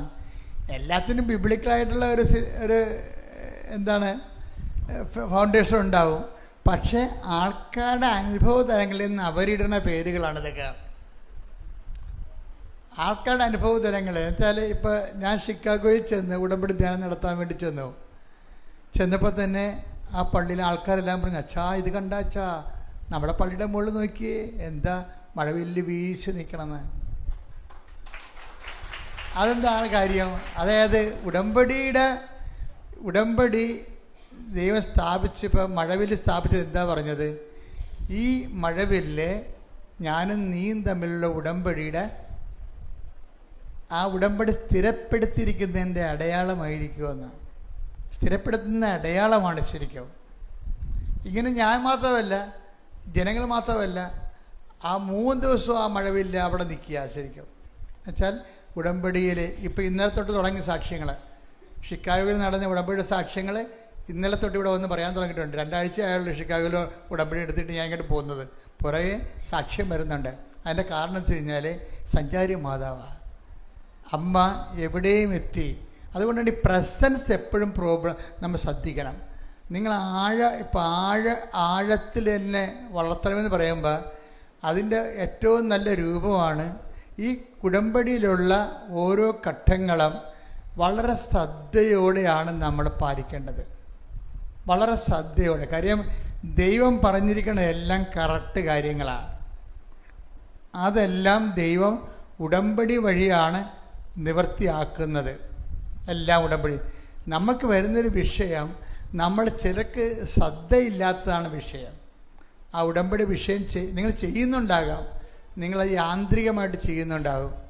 ഇപ്പം യാന്ത്രികമായിട്ട് ഇപ്പം നമ്മുടെ ഒരു വീട്ടിലൊരാളെ നിർത്തിക്കഴിഞ്ഞാൽ ഇപ്പം പൈസയുള്ളവരൊക്കെ കുഞ്ഞുങ്ങളെ നോക്കാൻ വേണ്ടി ഒരാളെ നിർത്തുന്നത്, അവർക്ക് ജോലിക്ക് പോകണം, അതുകൊണ്ട് ഒരാളെ നിർത്തത്തില്ലേ?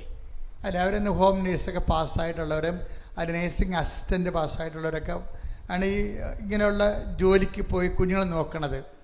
പക്ഷേ അവർ കുഞ്ഞുങ്ങളെ കുളിപ്പിക്കുകയും ചെയ്യും, ഭക്ഷണം കൊടുക്കും, ഉറക്കും, എല്ലാം ചെയ്യും. പക്ഷേ അമ്മ നോക്കണ പോലെ വരുമോ? അതാണ് വരത്തില്ലെന്നുള്ളതാണ് നമ്മുടെ ഒരു ധാരണ. അത് രണ്ട് വിഷയമാണ്. ഇതുപോലെ തന്നെ ഉടമ്പടി നമുക്ക് മെക്കാനിക്കലായിട്ടും ചെയ്യാം, കൂലിക്ക് ചെയ്യാം. എന്തെങ്കിലും കാര്യങ്ങൾ നടക്കാൻ വേണ്ടി ഞാൻ പറഞ്ഞതെല്ലാം കാട്ടിക്കൂട്ടി നിങ്ങൾ ചെയ്ത് ഒപ്പിക്കും, അങ്ങനെ ചെയ്യാം. ശമ്പളത്തിന് വേണ്ടി ഉടമ്പടി ചെയ്യാം. അതേസമയത്തിന് ദൈവത്തിൻ്റെ പൈതലെന്ന രീതിയിൽ ദൈവസ്നേഹത്തെ വളരാനും നിലനിൽക്കാനും ഈശോ എന്താ പറഞ്ഞത്? ഇതിനകത്ത് ഗ്യാപ്പ് ഉണ്ടാകരുതെന്നാണ് ഈശോ പറഞ്ഞത്. ഗ്യാപ്പ് ഉണ്ടാകരുതെന്ന്. ദൈവസ്നേഹത്തിൽ ഗ്യാപ്പ്, അത് ഭയങ്കരമായ ഒരു പ്രശ്നമാണ് ഉടമ്പടിയിൽ ഗ്യാപ്പ് ഉണ്ടാകരുത്. എന്താ? നിങ്ങൾ എൻ്റെ സ്നേഹത്തിൽ നിലനിൽക്കുവിൻ, അല്ലേ? അതായത് 15:9 എന്താണ്? നിങ്ങൾ എൻ്റെ സ്നേഹത്തിൽ നിലനിന്ന് കഴിഞ്ഞാൽ എന്ത് സംഭവിക്കും? നിങ്ങൾക്ക് ഇഷ്ടമുള്ളത് ചോദിക്കാം, അല്ലേ? അതാണ് സംഭവം. അപ്പം നിലനിൽപ്പാണ് ഒരു പ്രശ്നം. 15:9 15:7 ഒന്ന് വായിച്ച് യോഹന്നാന്റെ സുവിശേഷം. യോഹന്നാൻ 15:9. യോഹന്നാൻ 15:9. പിതാവ് എന്നെ സ്നേഹിച്ചതുപോലെ ഞാനും നിങ്ങളെ സ്നേഹിച്ചു. നിങ്ങൾ എന്റെ സ്നേഹത്തിൽ നിലനിൽക്കുവിൻ. യോഹന്നാൻ 15:7. നിങ്ങൾ എന്നിൽ വസിക്കുകയും എന്റെ വാക്കുകൾ നിങ്ങളിൽ നിലനിൽക്കുകയും ചെയ്യുന്നെങ്കിൽ ഇഷ്ടമുള്ളത് ചോദിച്ചു കൊള്ളുക, നിങ്ങൾക്ക് ലഭിക്കും. അപ്പം ഇവിടെ വരുന്നവർ ശ്രദ്ധിക്കേണ്ട ഒരു വിഷയം എന്ന് വെച്ച് കഴിഞ്ഞാൽ, ചിലർ എങ്കിലും അവർ പറയും ഉടമ്പടി അത് 90 ദിവസത്തെ കാര്യമല്ലേ എന്ന് പറയും. 90 ദിവസത്തെ കാര്യമല്ലേ? അപ്പോൾ അത് കഴിഞ്ഞാൽ നിങ്ങൾ എന്ത് ചെയ്യും? നിങ്ങൾ ലോകത്തന്മാരായിട്ട് ജീവിക്കുമോ? അപ്പോൾ അതിനെ ഗ്യാപ്പായില്ലേ? അപ്പോൾ 90 ദിവസത്തെ കാര്യമല്ലേ എന്ന് ദൈവത്തോട് പറയരുത് നിങ്ങളൊരിക്കലും. മനസ്സിലായില്ലേ? 90 ദൈവവും നമ്മളും തമ്മിലുള്ള ബന്ധം ഒരു ഷോർട്ട് ടൈം ബിസിനസ് അല്ല. ദൈവവും തമ്മിൽ കർത്താവ് ഒന്ന് പ്രാർത്ഥിച്ച്, കർത്താവ് ദൈവമേ, നിന്റെ സ്നേഹത്തിൽ നിലനിൽക്കുവാൻ എനിക്ക് പ്രത്യേക ദൈവസ്നേഹത്തിന്റെ അഭിഷേകം നൽകണമേ. ശ്രുതിക്കട്ടെ. ഹല്ലേലൂയ. പരിശുദ്ധ പരമദിവ്യകാരുണ്യത്തിന് അപ്പൊ നിങ്ങൾ എൻ്റെ സ്നേഹത്തിൽ നിലനിൽക്കുവിൻ. അപ്പം നിലനിൽപ്പാണ് എൻ്റെ അത് സംഭവം. വെറുതെ നിലനിന്നാൽ പോരാ, സാങ്കേതികമായിട്ട് നിലനിന്നാൽ പോരാ. പിന്നെ എന്ത് ചെയ്യണം? സ്നേഹത്തിൽ നിലനിൽക്കണം. ഇത് പ്രത്യേക ഒരു വിഷയമാണ്. ഈ കഴിഞ്ഞ ദിവസങ്ങളിൽ ഒരു സാക്ഷ്യം ഉണ്ടായി. ജിജോ പാലക്കാട്, അദ്ദേഹം പറഞ്ഞത്, ഞാൻ ഒന്നിനും വേണ്ടിയല്ല ഉടമ്പടി എടുത്തത്, ഒരു നല്ല ക്രിസ്ത്യാനിയായിട്ട് ജീവിക്കാനാണ്. അയ്യോ, എന്നാ പറച്ചിലായി ആൾക്കാരൊക്കെ ഇപ്പോൾ പറഞ്ഞുകൊണ്ടെന്ന് അറിയാമോ? ഞാൻ ഒന്നിനും വേണ്ടിയല്ല ഉടമ്പടി എടുത്തത്. ജിജോ പാലക്കാട് ഇന്നലെ പറഞ്ഞ നല്ല ക്രിസ്ത്യാനിയായിട്ട് ജീവിക്കാനാണ്. ഇപ്പം കേരള ജനതയ്ക്ക്, മലയാള സമൂഹത്തിന് മനസ്സിലായി ഉടമ്പടി എന്ന് പറയണത് നല്ല ദൈവ പൈതലായിട്ട് ജീവിക്കാൻ വേണ്ടിയുള്ള ദൈവത്തിൻ്റെ വിളിയാണ്. കൈയടിക്കട്ടെ. എനിക്ക് ഇവിടെ കയറി നിന്ന് ജനങ്ങളുടെ മുമ്പിൽ ദൈവത്തെ മഹത്വപ്പെടുത്താൻ നീ എനിക്കൊരവസരം തരണം. അത് മനസ്സിലായില്ലേ? അത് തിരിച്ചിട്ടിരിക്കുകയാണ്. ചില പറയും എനിക്ക് ജോലി വേണം, വീട് വേണം, വഴി വേണം, അഡ്മിഷൻ വേണമെന്നല്ലേ പറയണത്. അത് ശരിക്കും പറഞ്ഞാൽ അതിൻ്റെ തന്നെ വേറൊരു അത് നമുക്ക് പ്രാധാന്യം കൊടുക്കുന്ന രീതിയിലുള്ളൊരു സെറ്റിൽമെൻറ്റാണ്. ജിജോ ഇത് സെറ്റ് ചെയ്തിരിക്കണം എന്താണെന്ന് വെച്ച് കഴിഞ്ഞാൽ, എനിക്ക് ഇവിടെ കയറി നിന്ന് 10 മനുഷ്യരുടെ മുമ്പിൽ നീ ചെയ്ത കാര്യങ്ങൾ പറഞ്ഞ് നിന്നെ മഹത്വപ്പെടുത്താൻ എനിക്കൊരവസരം തരണം. കാര്യം വല്ല സാക്ഷ്യങ്ങളും പറഞ്ഞാൽ ഇവിടെ കയറ്റി പറയിപ്പിക്കത്തില്ലല്ലോ, ഞങ്ങൾക്ക് ബോധ്യം വന്നാൽ. ഇവിടെ പറഞ്ഞ എല്ലാ സാക്ഷ്യവും ഞാൻ അംഗീകരിക്കത്തില്ല. എന്താ കാര്യം? അത് ഉടമ്പടി അവർ ഇപ്പോൾ തൽക്കാലം കേട്ട് കഴിയുമ്പോൾ ഒരു ഒക്കെ അടിക്കുന്ന സാധനമാണ്. അതിനകത്ത് വിശ്വാസമുണ്ട്, ദൈവസ്നേഹമുണ്ട്, ഉടമ്പടിയുണ്ട്, അവൻ പറയണ പോലെ ചെയ്തിട്ടുണ്ട്, ദൈവത്തിൻ്റെ ഇടപെടലുണ്ടെന്ന് പറയുമ്പോൾ അവരവിടുന്ന് കൺകറൻ്റായിട്ട് പറയും.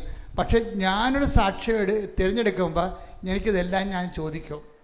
ഈ സാക്ഷ്യത്തിൻ്റെ അകത്ത് മെഡിക്കൽ ഗ്രൗണ്ട് ഇല്ലേ? മെഡിക്കൽ ഗ്രൗണ്ട് ഉണ്ടെങ്കിൽ നമ്മൾ പറയേണ്ട ആവശ്യമില്ലല്ലോ. അത് മെഡിസിൻ്റെ ടെക്നിക്കൽ സയൻറ്റിഫിക് ആയിട്ടുള്ള പ്രൂവ് കിട്ടിയിട്ടല്ലേ അത് നമ്മളോട് ബന്ധമില്ല. അത് ദൈവത്തിൻ്റെ തന്നെ വേറൊരു ദാനം, ഡോക്ടർമാരിലൂടെ കിട്ടണതാണത്. നമുക്കിവിടെ കിട്ടേണ്ടത് ഉടമ്പടി മാത്രമായിരിക്കണം അതിൻ്റെ പ്രധാനപ്പെട്ട കാരണം. അപ്പം അങ്ങനെ ജിജോയ്ക്ക് 2-3 സാക്ഷ്യങ്ങൾ കിട്ടിയപ്പോൾ ജിജോയുടെ സാക്ഷ്യത്തിൽ കൺകറൻ്റ് കിട്ടി.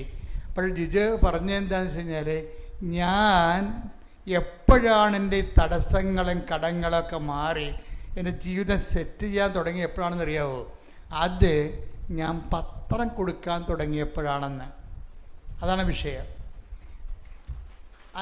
എന്നിട്ട് ഈ കക്ഷി പത്രം കൊടുക്കണ 1-2 അല്ല, 1 മാസം വന്നിട്ട് 10 കെട്ട് പത്രം 3 പ്രാവശ്യമായിട്ടും അതായത് 10 കെട്ട് പത്രം 3 പ്രാവശ്യം വാങ്ങിച്ചിട്ടുണ്ട്. എന്നിട്ട് രാത്രി വരെ കൊണ്ടു നടന്ന് കർത്താവിൻ്റെ വേല ചെയ്യാൻ പറഞ്ഞ് കർത്താവ് സുവിശേഷത്തെക്കുറിച്ച് പറഞ്ഞു, ദൈവത്തെക്കുറിച്ച് പറഞ്ഞു, സഭയെക്കുറിച്ച് പറഞ്ഞു, അനുഭവങ്ങൾ പറഞ്ഞു, കൈമാറി കൊടുക്കുകയാണ്. അതിൻ്റെ പ്രശ്നം വെച്ച് കഴിഞ്ഞാൽ നിങ്ങൾ എപ്പോഴും മനസ്സിലാക്കണം, കാരുണ്യ പ്രവൃത്തികൾ ചെയ്യണതും അത് സുവിശേഷ പ്രവർത്തനം ചെയ്യണതും 2 മാർക്കാണുള്ളത്. സുവിശേഷ പ്രവർത്തനങ്ങൾ ചെയ്യണതും കാരുണ്യ പ്രവർത്തികൾ ചെയ്യണതും 2 മാർക്കാണ്. ഇപ്പം നേരത്തെയുള്ള മാർപ്പാപ്പ ഇരുന്നപ്പോൾ കാരുണ്യ പ്രവർത്തിക്കായിരുന്നു പ്രാധാന്യം. പുതിയ മാർപ്പാപ്പ വന്നപ്പോൾ സുവിശേഷ പ്രവർത്തനത്തിനായിരിക്കും പ്രാധാന്യം. വ്യത്യാസം വന്നിട്ടില്ലേ? സഭ ഓരോ കാലത്തും ഇങ്ങനെ പരിപോഷിപ്പിക്കപ്പെട്ടുകൊണ്ടിരിക്കും.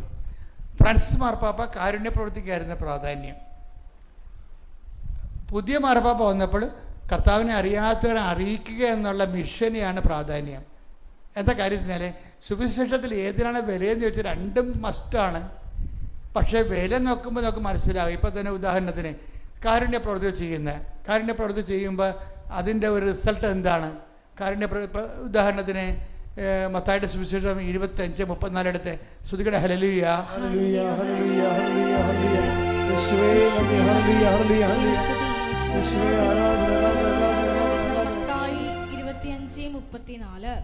മത്തായി 25:34. അനന്തരം രാജാവ് തന്റെ വലതുഭാഗത്തുള്ളവരോട് അരുൾ ചെയ്യും, എന്റെ പിതാവിനാൽ അനുഗ്രഹിക്കപ്പെട്ടവരെ വരുവിൻ. ലോകസ്ഥാപനം മുതൽ നിങ്ങൾക്കായി സജ്ജമാക്കിയിരിക്കുന്ന രാജ്യം അവകാശപ്പെടുത്തുവിൻ. എന്തെന്നാൽ എനിക്ക് വിശന്നു, നിങ്ങൾ ഭക്ഷിക്കാൻ തന്നു. എനിക്ക് ദാഹിച്ചു, നിങ്ങൾ കുടിക്കാൻ തന്നു. ഞാൻ പരദേശിയായിരുന്നു, നിങ്ങൾ എന്നെ സ്വീകരിച്ചു. ഞാൻ നഗ്നനായിരുന്നു, നിങ്ങൾ എന്നെ ഉടുപ്പിച്ചു. ഞാൻ രോഗിയായിരുന്നു, നിങ്ങൾ എന്നെ സന്ദർശിച്ചു. ഞാൻ കാരാഗ്രഹത്തിലായിരുന്നു, നിങ്ങൾ എന്റെ അടുത്ത് വന്നു. ഇതാണ് നമ്മൾ കാരുണ്യ പ്രവൃത്തികളിലൂടെ ചെയ്യുന്നത്. അപ്പോഴേ എന്താ കാരുണ്യ പ്രവൃത്തി റിസൾട്ട് എന്താണ്? എന്താ അവസാനം 34 എന്താ പറയണത്?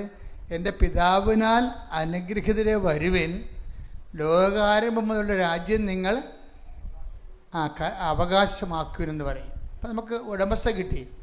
എൻ്റെ അടുത്ത് വരുന്നൊരു ട്വിസ്റ്റിങ് വരണമെന്ന് വെച്ച് കഴിഞ്ഞാൽ, ഇനി സുവിശേഷ കൈമാറ്റമാണ് 2ാമത്തത്. സുവിശേഷ കൈമാറ്റത്തിൻ്റെ വിഷയം എന്താണ് പറയണത്? അവകാശമാക്കുന്ന പൊസിഷൻ ചെറുതോ വലുതോ എന്നുള്ളത് വേറൊരു വിഷയമാണ്.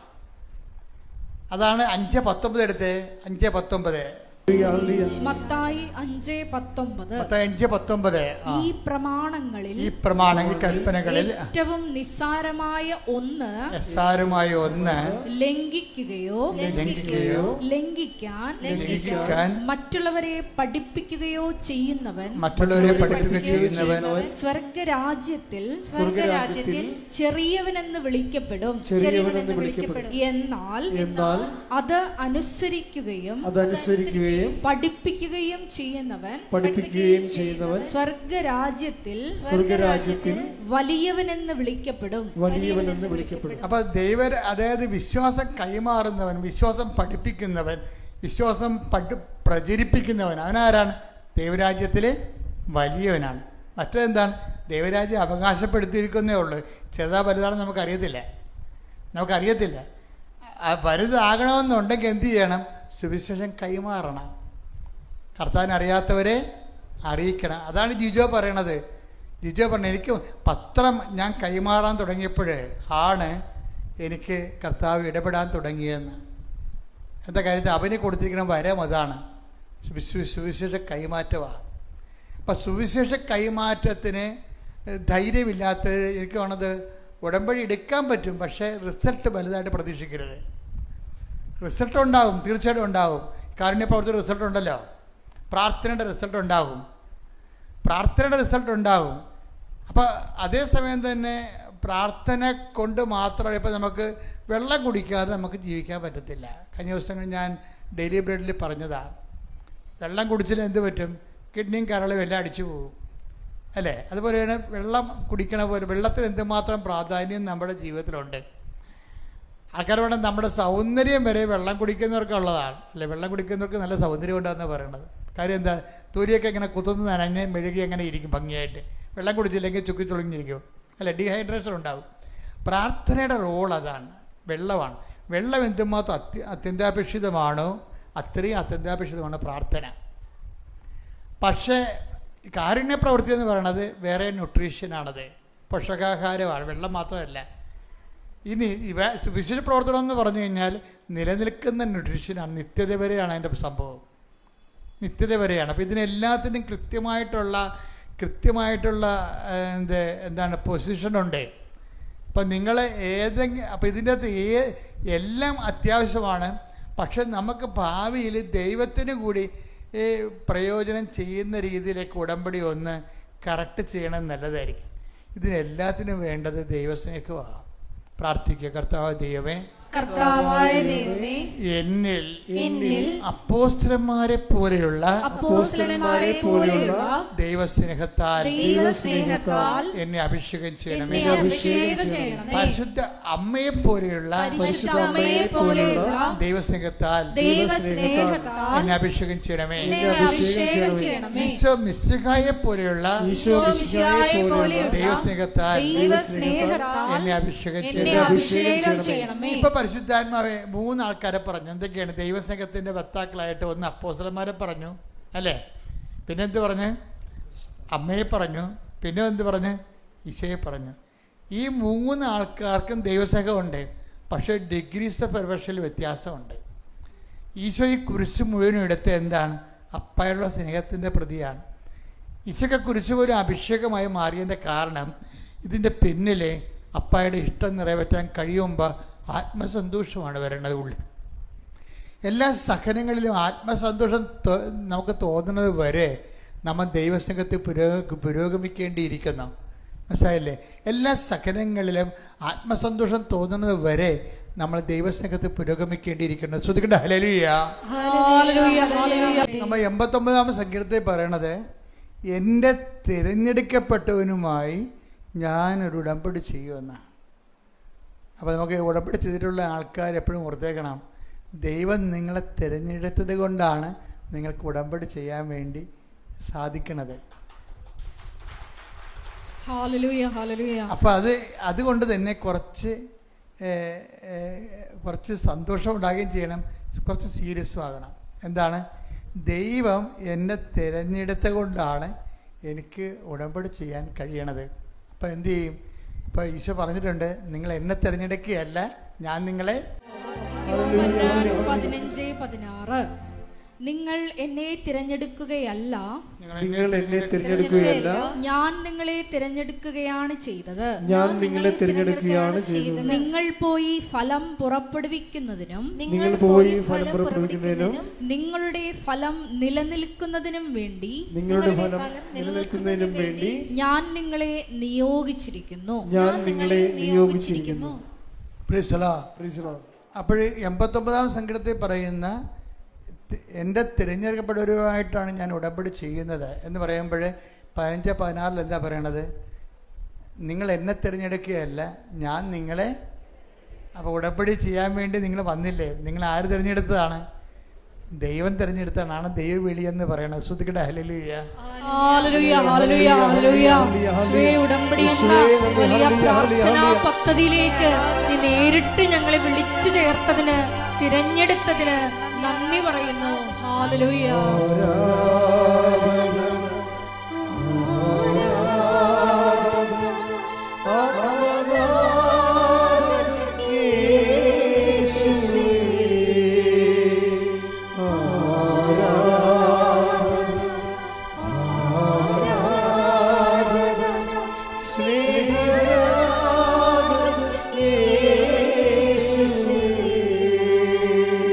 പരമദിവ്യകാരുണ്യത്തിന് ആരാധനയും സ്തുതിയും പുകഴ്ചയും ഉണ്ടായിരിക്കട്ടെ. ഇപ്പൊ എന്നിലൂടെ കർത്താവിന്റെ ആത്മാവ് പറയണത് എന്താണ്? നിങ്ങളുടെ ദൈവം, നിങ്ങൾ ഏത് ആളായാലും നിങ്ങളുടെ ഉടമ്പടി നിങ്ങളോടുള്ള ദൈവത്തിൻ്റെ ഒരു വിളിയാണ്.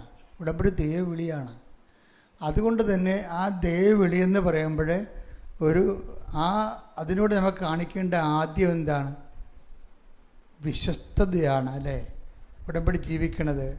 ഹബക്കൂക്കിലൊരു വചനമുണ്ട്, ഹബക്കൂക്ക് 2:4. ഹൃദയ പരമാർത്ഥതയില്ലാത്തവൻ പരാജയപ്പെടും. എന്തെന്നാൽ നീതിമാൻ തന്റെ വിശ്വസ്തത മൂലം ജീവിക്കും. ഇതാ വിഷയം. അതായത് ഉടമ്പടി ദൈവത്തിൻ്റെ വിളിയാണ്. അത് ദൈവം നമ്മളെ തിരഞ്ഞെടുത്തതാണ്. ഇതിൽ സ്നേഹത്തിൽ നിലനിൽക്കാനാണ് പറഞ്ഞതെങ്കിൽ അത് നിലനിൽക്കുന്നത് വിശ്വസ്തതയിലൂടെയാണ്. മനസ്സിലായില്ലേ? വിശ്വസ്തത ഇല്ലാത്തവരെന്താണ്? ഹൃദയപരമാർത്ഥത ഇല്ലാത്തവരെന്നാണ് കണ്ടുകയാണത്. നിങ്ങൾക്ക് ഉടമ്പടിയിൽ ലാഗിങ് വരുന്നുണ്ടെങ്കിൽ അതിൻ്റെ അർത്ഥം ഒന്നൊരു വായിച്ചേ, ഹബക്കൂക്ക് 2:4 വായിച്ചേ. ഹൃദയ പരമാർത്ഥതയില്ലാത്തവൻ പരാജയപ്പെടും. ഉടമ്പടി പരാജയപ്പെടുന്നതിൻ്റെ കാരണം ഈ ഹൃദയപരമാർത്ഥത ഇല്ലായ്മയാണ്. ആത്മാർത്ഥയില്ലായ്മ. ഹൃദയപരമാർത്ഥം എന്ന് പറയുമ്പോൾ ആത്മാർത്ഥ എന്നല്ല എൻ്റെ അർത്ഥം. ആത്മാർത്ഥയില്ല എന്നുവെച്ചാൽ നിങ്ങൾക്ക് അതിൻ്റെ അകത്തൊരു ഉഴപ്പും അതിൻ്റെ അകത്ത് ഒരു ദൈവസഹ ഇല്ലായ്മയും പിന്നെ കാട്ടിക്കുടി ഉണ്ടാക്കുകയും മാറ്റി വെക്കുകയും അതിനോട് പ്രതിബദ്ധതയില്ലാതെ ഉത്തരവാദിത്വം ഇല്ലാതെയൊക്കെ ഉഴപ്പിക്കൊണ്ട് ചെയ്യുമ്പോഴാണ് ഹൃദയപരമാർത്ഥത ഇല്ലാത്തവനും സംഭവിക്കും, പരാജയപ്പെടും. നിങ്ങൾ ഉടമ്പടി വിഹിതമായിട്ട് എപ്പോഴും ഇപ്പം കത്തോലിക്കർക്ക് മാത്രമല്ല കുമ്പസാരിക്കാൻ പറ്റത്തുള്ളൂ, ഓർത്തഡോക്സുകാരും കുമ്പസാരിക്കും. മറ്റുള്ളവരെന്ത് ചെയ്യും? മറ്റുള്ളവരെ അനുതാപിക്കണം ഈ വിഷയത്തെക്കുറിച്ച്. എന്നുവെച്ചാൽ ദൈവത്തോട് ഖേദവും ദുഃഖവും രേഖപ്പെടുത്തണം. അപ്പോൾ ദൈവത്തോടും ഖേദവും ദുഃഖവും രേഖപ്പെടുത്താൻ നമുക്ക്. പക്ഷേ ഉള്ള പ്രോബ്ലം വെച്ച് കഴിഞ്ഞാൽ ദൈവത്തിനത് ബോധിക്കണം. അതിപ്പോൾ കത്തോലിക്കനായാലും ഖേദം രൂപപ്പെടുത്തിയാൽ ബോധിക്കണമെന്ന് നിർബന്ധമില്ല. ദൈവത്തിന് നിങ്ങളുടെ അനുതാപം ബോധിക്കണമെന്നുണ്ടെങ്കിൽ അത് പിന്നെ റിപ്പീറ്റ് ചെയ്യരുത്. അതാണ് എൻ്റെ വിഷയം. എല്ലാത്തിനും വ്യക്തതയുണ്ടേ, എല്ലാ കാര്യങ്ങൾക്കും വ്യക്തതയുണ്ട്. അതായത് ദൈവത്തിന് നമ്മളെ ഉടമ്പടി ബോധിക്കണമെന്ന് അല്ലെ പരിശുദ്ധാത്മാവിൽ നമ്മൾ ആക്ടിവേറ്റ് ആകണമെന്ന് തന്നെയാണ്. അനുതാപം ഉണ്ടാകണം. അനുതാപം ഉണ്ടെന്ന് പറഞ്ഞാൽ അതൊരു സ്റ്റേറ്റ്മെൻ്റ് ഇറക്കാൻ, ഒരു പ്രസ്താവനയിലൂടെ അനുതാപം പ്രകടിപ്പിക്കാൻ പറ്റത്തില്ല. അനുതാപം ഹൃദയപരമാർത്ഥതയുള്ളതായിരിക്കണം. ആത്മാർത്ഥതയുള്ള അനുതാപം എന്ന് പറഞ്ഞാൽ എന്താണ്? വീണ്ടും റിപ്പീറ്റ് ചെയ്യത്തില്ല. മനസ്സിലായില്ലേ? ആത്മാർത്ഥതയുള്ള അനുതാപം എന്ന് പറഞ്ഞാൽ എന്താണ്? വീണ്ടും റിപ്പീറ്റ് ചെയ്യത്തില്ല. അപ്പം നിങ്ങൾ പ്രാർത്ഥിക്കണത് എന്താണ്? ഒരു ദൈവത്തിന് നിരക്കാത്തൊരു പ്രവൃത്തി വീണ്ടും റിപ്പീറ്റ് ചെയ്യാതിരിക്കാനുള്ള കൃപയ്ക്ക് വേണ്ടി പ്രാർത്ഥിക്കണം. പിടിയിടുക, വളരെ സീരിയസ് വിഷയമാണ്. ദൈവത്തിന് നിരക്കാത്തൊരു പ്രവൃത്തി, ദൈവത്തിൻ്റെ വചനത്തിനെതിരായിട്ടുള്ള പ്രവൃത്തി വീണ്ടും ആവർത്തിക്കുന്നത് എന്തുകൊണ്ടാണ്? ഓരോരുത്തർക്കും പ്രലോഭനം ഉണ്ടാകുന്നത് അവൻ്റെ തന്നെ take the word of God. ശ്രദ്ധിക്കട്ടെ. ഹല്ലേലൂയ. ഹല്ലേലൂയ, ഹല്ലേലൂയ.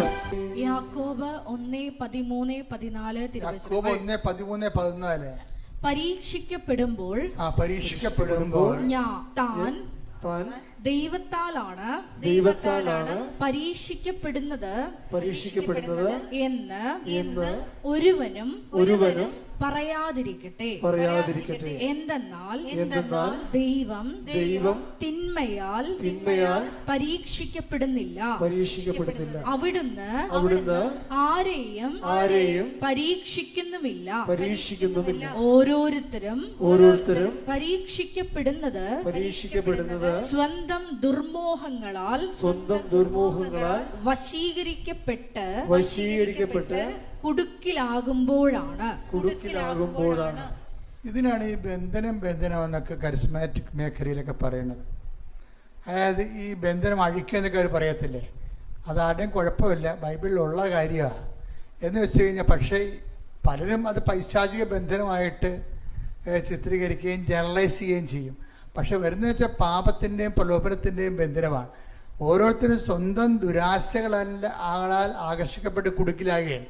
അതൊന്നൊരു വായിച്ചേ. ഓരോരുത്തരും പരീക്ഷിക്കപ്പെടുന്നത് സ്വന്തം ദുർമോഹങ്ങളാൽ വശീകരിക്കപ്പെട്ട് കുടുക്കിലാകുമ്പോഴാണ്. സ്വന്തം ദുർമോഹങ്ങളാൽ വശീകരിക്കപ്പെട്ട് കുടുക്കിലാകും. പലർക്കും കുടുക്കിലാകുന്നതിൻ്റെ കാര്യം ഇപ്പം ചിലയിടത്ത് അച്ഛാ കോടതിയിലാണ്, കേസാണ്, പിന്നെ ചില പറയും അച്ഛാ വിവാഹത്തിന് വേണ്ടി പ്രാർത്ഥിക്കണം എന്നൊക്കെ പറയുമ്പോൾ ഞാൻ ചോദിക്കും എത്ര വയസ്സുണ്ട്? 49. ആദ്യത്തെ വിവാഹമാണ്, രണ്ടാമത്തെ വിവാഹമാണ്. അപ്പോൾ രണ്ടാമത്തെ വിവാഹം. അപ്പോൾ ആദ്യത്തെ വിവാഹത്തിൻ്റെ ആളെന്ത് ചെയ്യും? ആൾ ജീവിച്ചിരിപ്പുണ്ട്. പിന്നെ ഇതിപ്പോൾ പുതിയ വിവാഹം ഏതാണ്? ഇങ്ങനെയൊക്കെ ചോദിക്കും. ദൈവം ചോദിക്കണ മുമ്പ് ഞാൻ ചോദിക്കും എന്താ കാര്യം, എവിടെയാണ് കുടുങ്ങിപ്പോയത് നിങ്ങൾ അറിയണ്ടേ? ഇങ്ങനെ ഇങ്ങനെ ചീട്ട് കളിക്കണ പോലെ ഇങ്ങനെ ഉടുപ്പ് മാറണ പോലെ മാറാതിരിക്കണം.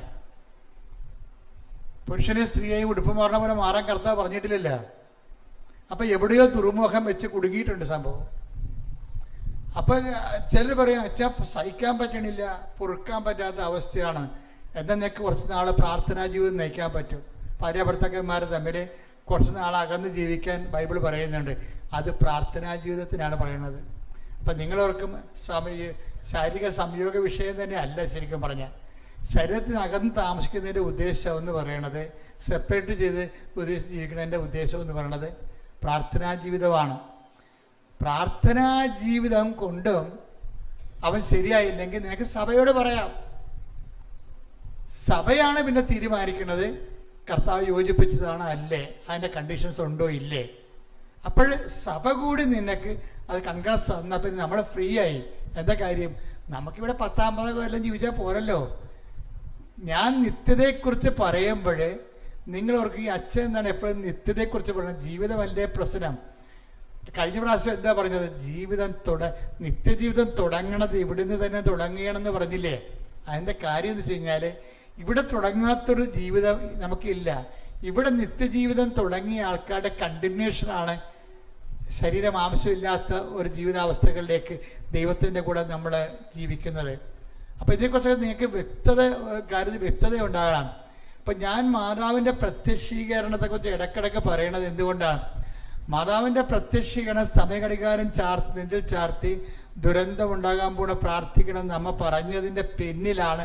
അത് പ്രതിഷ്ഠിക്കപ്പെട്ടപ്പോഴും ആണ് അമ്മ അതിൻ്റെ അടുത്ത ഘടകമായിട്ട് ഉടമ്പടി തന്നിരിക്കുന്നത്. പ്രത്യക്ഷീകരണത്തിൻ്റെ അടയാളമാകാൻ വേണ്ടി ഉടമ്പടി തന്നിരിക്കുന്നത്.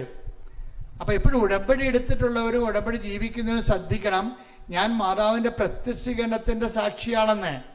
മാതാവിൻ്റെ പ്രത്യക്ഷീകരണത്തിൻ്റെ സാക്ഷി എന്ന് വെച്ച് കഴിഞ്ഞാൽ അവസാന കാലങ്ങളിലെ കളറാണ് ഈ കാണുന്നത്. കണ്ടില്ലേ?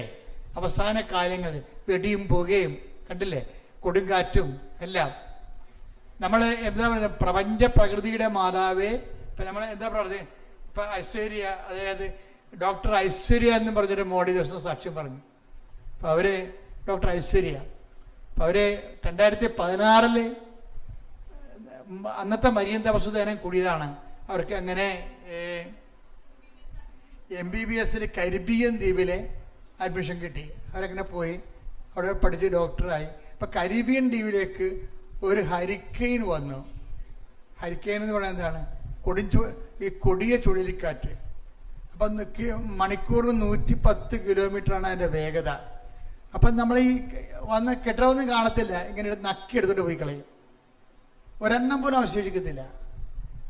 അപ്പം കരീബിയൻ ദ്വീപിലേക്ക് ഈ ചുഴലിക്കാറ്റ് വരുന്ന ഹരിക്കെയിൻ വരുന്നെന്ന് കേട്ടപ്പോൾ തന്നെ എല്ലാവരും, ഇപ്പം ഇറാനിൽ നിന്ന് കുറേ ആൾക്കാർ നാടുവിട്ട് പോകണില്ലേ, 50% ആൾക്കാർ ഒഴിഞ്ഞു പോയി. അതുപോലെ ഹരിക്കെയിൻ ദ്വീപിൽ നിന്ന് എല്ലാവരും ഒഴിഞ്ഞു പോകും.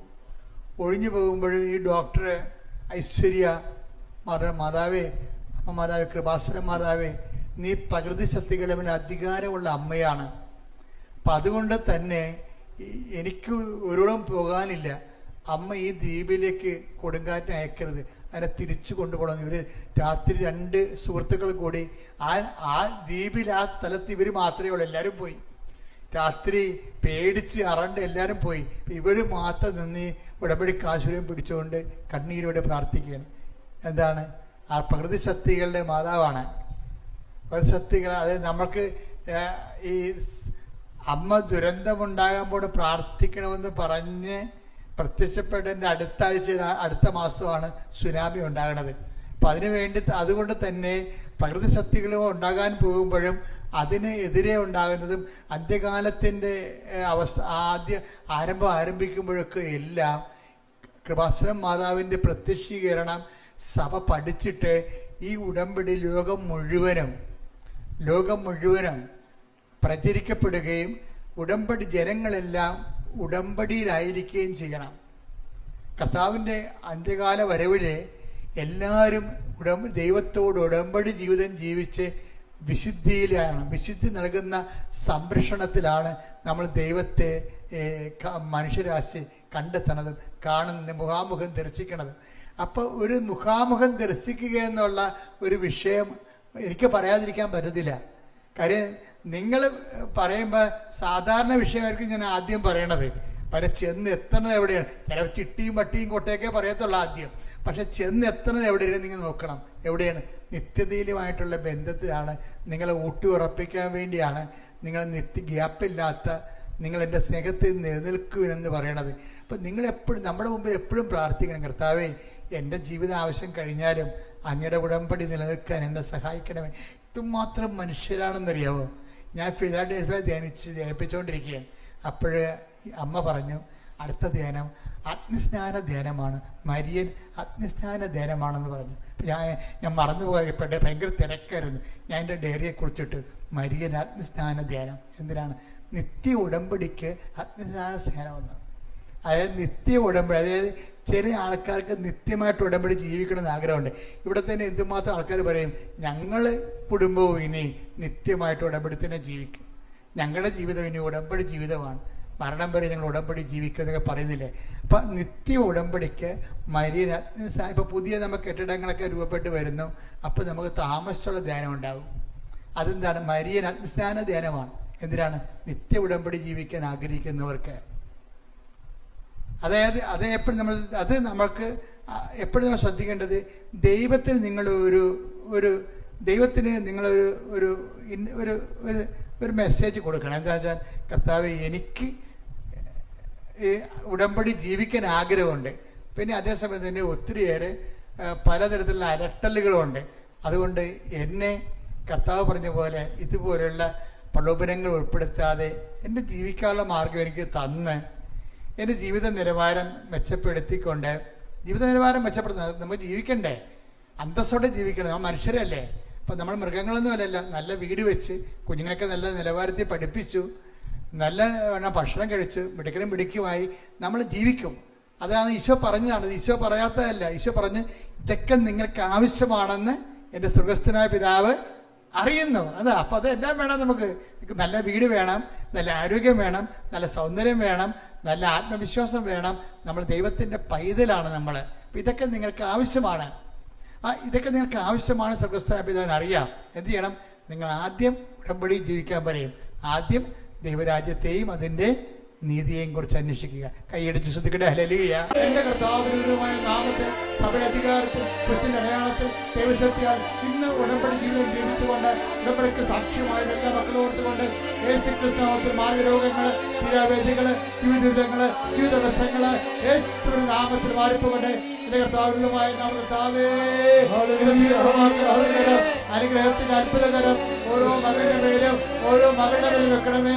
ഈശോ തിരുക്കുർബാന കൊടുത്തകരം അണിപ്പുറതാണ് അത്ഭുതകരം ഓരോ മകന്റെ പേരും ഓരോ മകളുടെ പേരും വെക്കണ. മാറിയ രോഗങ്ങള്, തീരാവേദികള്, ജീവിത ദുരിതങ്ങള്, ജീവിത തടസ്സങ്ങള്, ഈശോ കുഞ്ഞുങ്ങള്, ഗർഭിണികളായ മക്കള്, അമ്മമാര്, ഗർഭത്തിൽ ശുദ്ധികളുടെ എല്ലാ വിധത്തിലുള്ള വേദനകള്, രോഗങ്ങള്, ആന്തരികമായ അപകടങ്ങള്, വൈകല്യങ്ങള്, ജോലിയില്ലാത്ത അവസ്ഥകള്, വീടില്ലാത്ത അവസ്ഥകള്, ഓരോരോ സർട്ടിഫിക്കറ്റുകള്, രേഖകൾ കിട്ടാത്ത അവസ്ഥകള്, കോളേജില് അഡ്മിഷൻ കിട്ടാത്ത അവസ്ഥകള്, പഠനങ്ങള്, റിസൾട്ടുകൾ പ്രതീക്ഷിക്കുന്നവര് അവരെല്ലാം സ്പർശിക്കണമേ. അതുപോലെ തന്നെ കുടുംബത്തിന്റെ സമാധാനം, മക്കളില്ലാത്തവര്, സമാധാനം അകത്ത് ജീവിക്കുന്നവര്, ഭാര്യ ഭർത്താക്കന്മാർ അകത്ത് ജീവിക്കുന്നവര്, കേസ് അകപ്പെട്ടിരിക്കുന്നവര്, പലതരത്തിലുള്ള വിഷമം അനുഭവിക്കുന്നവര്, കേസ് അകപ്പെട്ടിരിക്കുന്ന പോലീസ് കേസ് അകപ്പെട്ടിരിക്കുന്നവര്, യേശുവിന്റെ നാമത്തില് സാമ്പത്തിക തകർച്ചയുള്ളവര്, നടപടി നേരിടുന്നവര്, ഈശോ സ്ഥല സംബന്ധമായ വിഷയങ്ങള്, സ്ഥലങ്ങൾ നഷ്ടപ്പെട്ടവര്, സ്ഥലം വിൽക്കാനുള്ളവര്, വാങ്ങാനുള്ളവര്, ഈശോ വാസികളുമായി പലതരത്തിലുള്ള തടസ്സങ്ങള്, തകരാറുകള്, വിശ്വാസം നഷ്ടപ്പെട്ടു പോയവര്, വിശ്വാസം വ്യതിരിച്ചു പോയവര് എല്ലാവരും ജീവനോടെ പ്രത്യക്ഷപ്പെട്ട പരിശുദ്ധ അമ്മയുടെ മാധ്യസ്ഥത്തില് യേശുവിന്റെ ദിവ്യകാരണത്തിന്റെ സത്യം മാർഗരോഗങ്ങള്, തീരവേദികള്, ജീവിതങ്ങള്, ജീവിതങ്ങള് യേശുവിന്റെ നാമത്തിൽ മാറിപ്പോകട്ടെ.